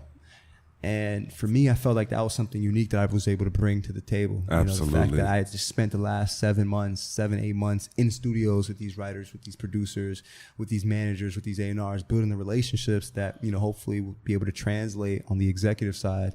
And yeah, you know, I didn't expect the conversation to lead to, you know, an offer so quick, but I knew, you know, as soon as they called, you know, he was pursuing me as if I was a writer or producer. And so I'm like, man, it's crazy when you really believe in yourself and you stick to what you know is like in your heart, what you feel you should be doing. People around you will start to see you as that and see you for that too. So yeah, man, I'm just thankful, man, because there were some times like the end of last year, I'm like, I don't know how I'm about to pay rent in 2 months. Well, and that's such a great point. I mean, it's so easy to not value yourself and not put up those boundaries and say, I got to take this job because I want some stability. I want to be with a successful company and I'm just going to take the offer and not invest in yourself or not bet on yourself completely. There's nothing wrong with that. That's a very, that could be a very smart move for a lot of people. But for you to, even though momentum was still building during that time with the releases coming and you're still a bit in flux with your financial situation, the security of your future, there's still new endeavor as a manager. But to be able to still say like, it needs to be on my terms. I feel like that's almost in some way like a through line to betting on yourself again, saying, I'd rather continue to live in uncertainty to pursue what I know it's really important to me, you know. If they're on my terms. Yeah. You know, and just to take a look at like where that comes from for you and looking deeper, when you come to those decisions every time, do you have that moment with yourself where you really have to like hold up that line, hold up that bar for yourself, for your own standards, for your own dreams, for your own ambitions? Is that difficult? Do you does for a moment, do you stop and say like, can I really do this? Is this really the right move? Do you come to that crossroads with yourself during that moment? Man, I think we all struggle sometimes with that self-doubt. Like, is this really going to work? something goes wrong and, you know, the plan or the idea you had won't work. You know, I was on the elevator on my way up here and I read a sign and I'm like, dang, that's going to stick with me for a while. It was like, you know, if the plan doesn't work, change the plan, but keep the goal. Yeah. And I'm like, yo, this is some powerful stuff for me to read on my way to, For real. to a podcast, man. Like, Shout out to the HOA. yo, shout out to HOA, whoever put that up, man. I was in the elevator like, wow, this just set a tone.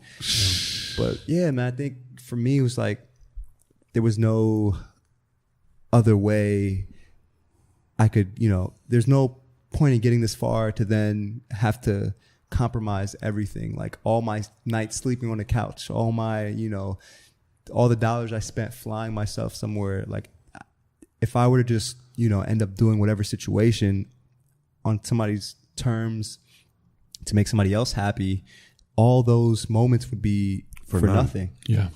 And I couldn't live with that. I could live with trying and failing and, you know, having to pick back up and ask for help and do what I had to do, but I couldn't live with just not trying and betting on myself.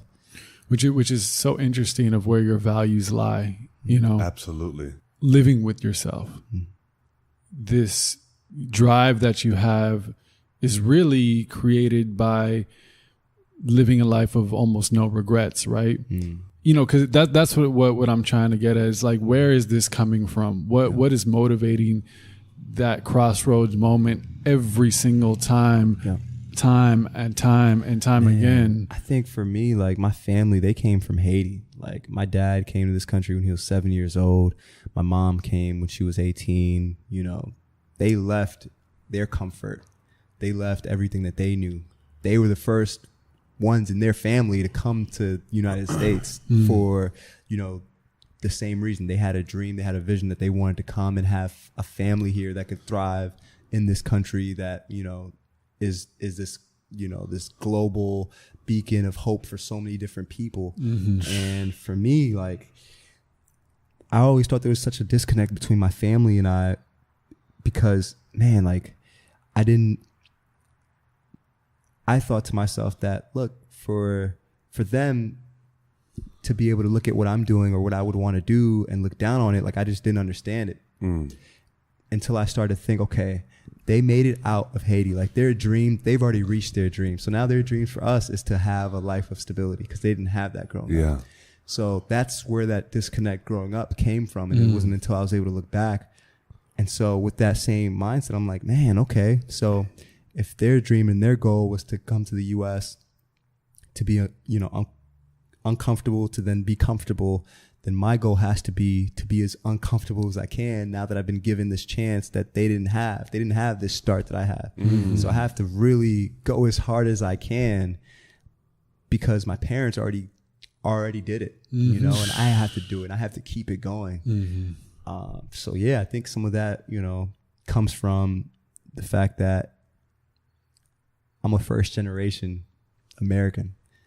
Like, you got a legacy. I can't fail. You know, we've already come this far. Like, I have to keep pushing that. That's wild. For real. And special. I want to take this moment and kind of like the summation. Yeah.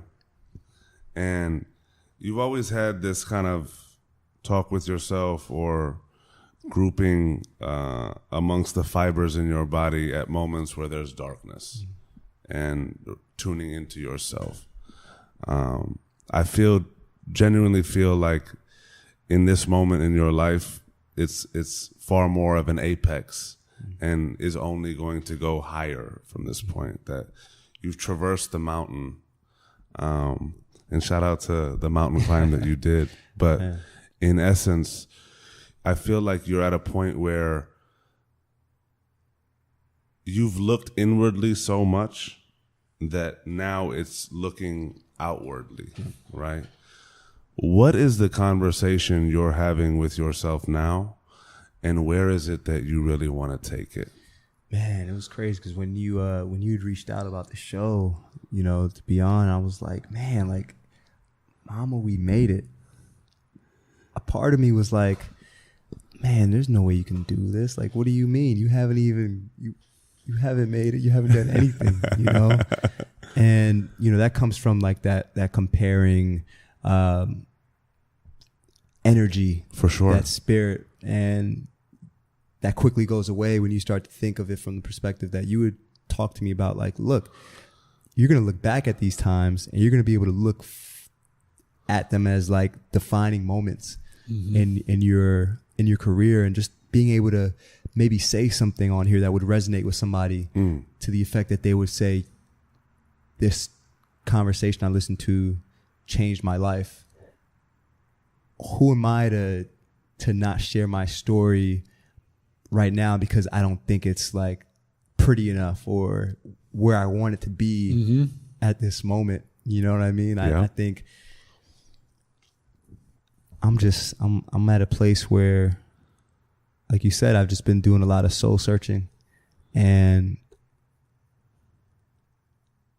I think for me, I just want to give back as much as the people in my life that have helped me get to this place where I'm at now, where I might think is, you know, nowhere near where I'm going to be, but I want to really be able to inspire people the way Jamil, John Tanners, Tunji, Sycamore inspired me to keep going in my journey. And so I'm looking at this place like, man, I can take this as far as I'm willing to. And I don't know, man, I'm just thankful to look back and just be able to really internalize those moments that really end up defining who we are. You know, I read that book, The Outliers, and what really stuck with me was the fact that we all are outliers. We all have these experiences, whether we know it or not, that prepare us for the opportunities that we end up having. You know, nobody else would be able to have these opportunities because we had these experiences. I don't even know where I was going with that, but I'll tell you one thing, and I think I can speak for both of us when I say this. I'm so excited for you, and I knew from the second that we spoke, and also from being introduced by who we were introduced, that we would connect. But I'm genuinely proud of your journey thus far. I genuinely appreciate the human being that you are. Like, I truly feel like from this moment forward, it's a lifetime family thing. Absolutely. You know what I'm saying? Like, this is like, I look at you, I'm like, this is my brother for life. You know what I'm saying? Anything that I could do, and just being here, it's an honor. You feel what I'm saying? And I'm very excited for you. I truly feel like you have an incredible head on your shoulders. You've experienced so many things, and your drive and your passion has remained bright. And the way that you look at the world is beautiful. And I truly believe that the world that you're looking at is yourself, right? And your focus on yourself in this world is truly what's going to define the impact you make outside of it. And I cannot wait for your continued growth and blossoming. And it's truly been an honor, my family, brother, for real. Man, I accept that into my life, man. I'm thankful. Love. Thankful for you guys. Man. Love. And thank you just for coming on and saying what you did, and having the courage to share your journey, even to where you're at right now, and overcome those comparisons or things that you may think about yourself, but be vulnerable enough to say, like, this is all that I've been through, and it's all equally as beautiful and worth it in every moment. Like, we talk about the Mama We Made It moments, could be some of those smallest things and those smallest motivations that got you to pivot, to make that decision, to do it that first time, that 5-minute conversation that changed your life. It's often those little moments that set the tone. Yeah. And it's very rare that goal we set for ourselves is any type of like making it standard, because that just gets pushed and pushed and pushed and pushed.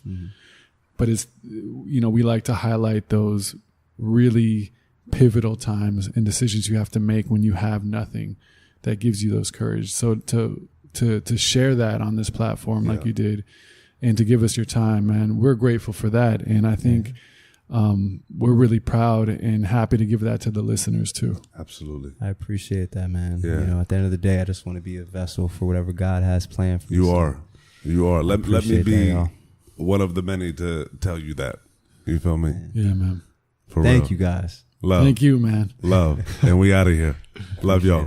Bless. Hey, my guys.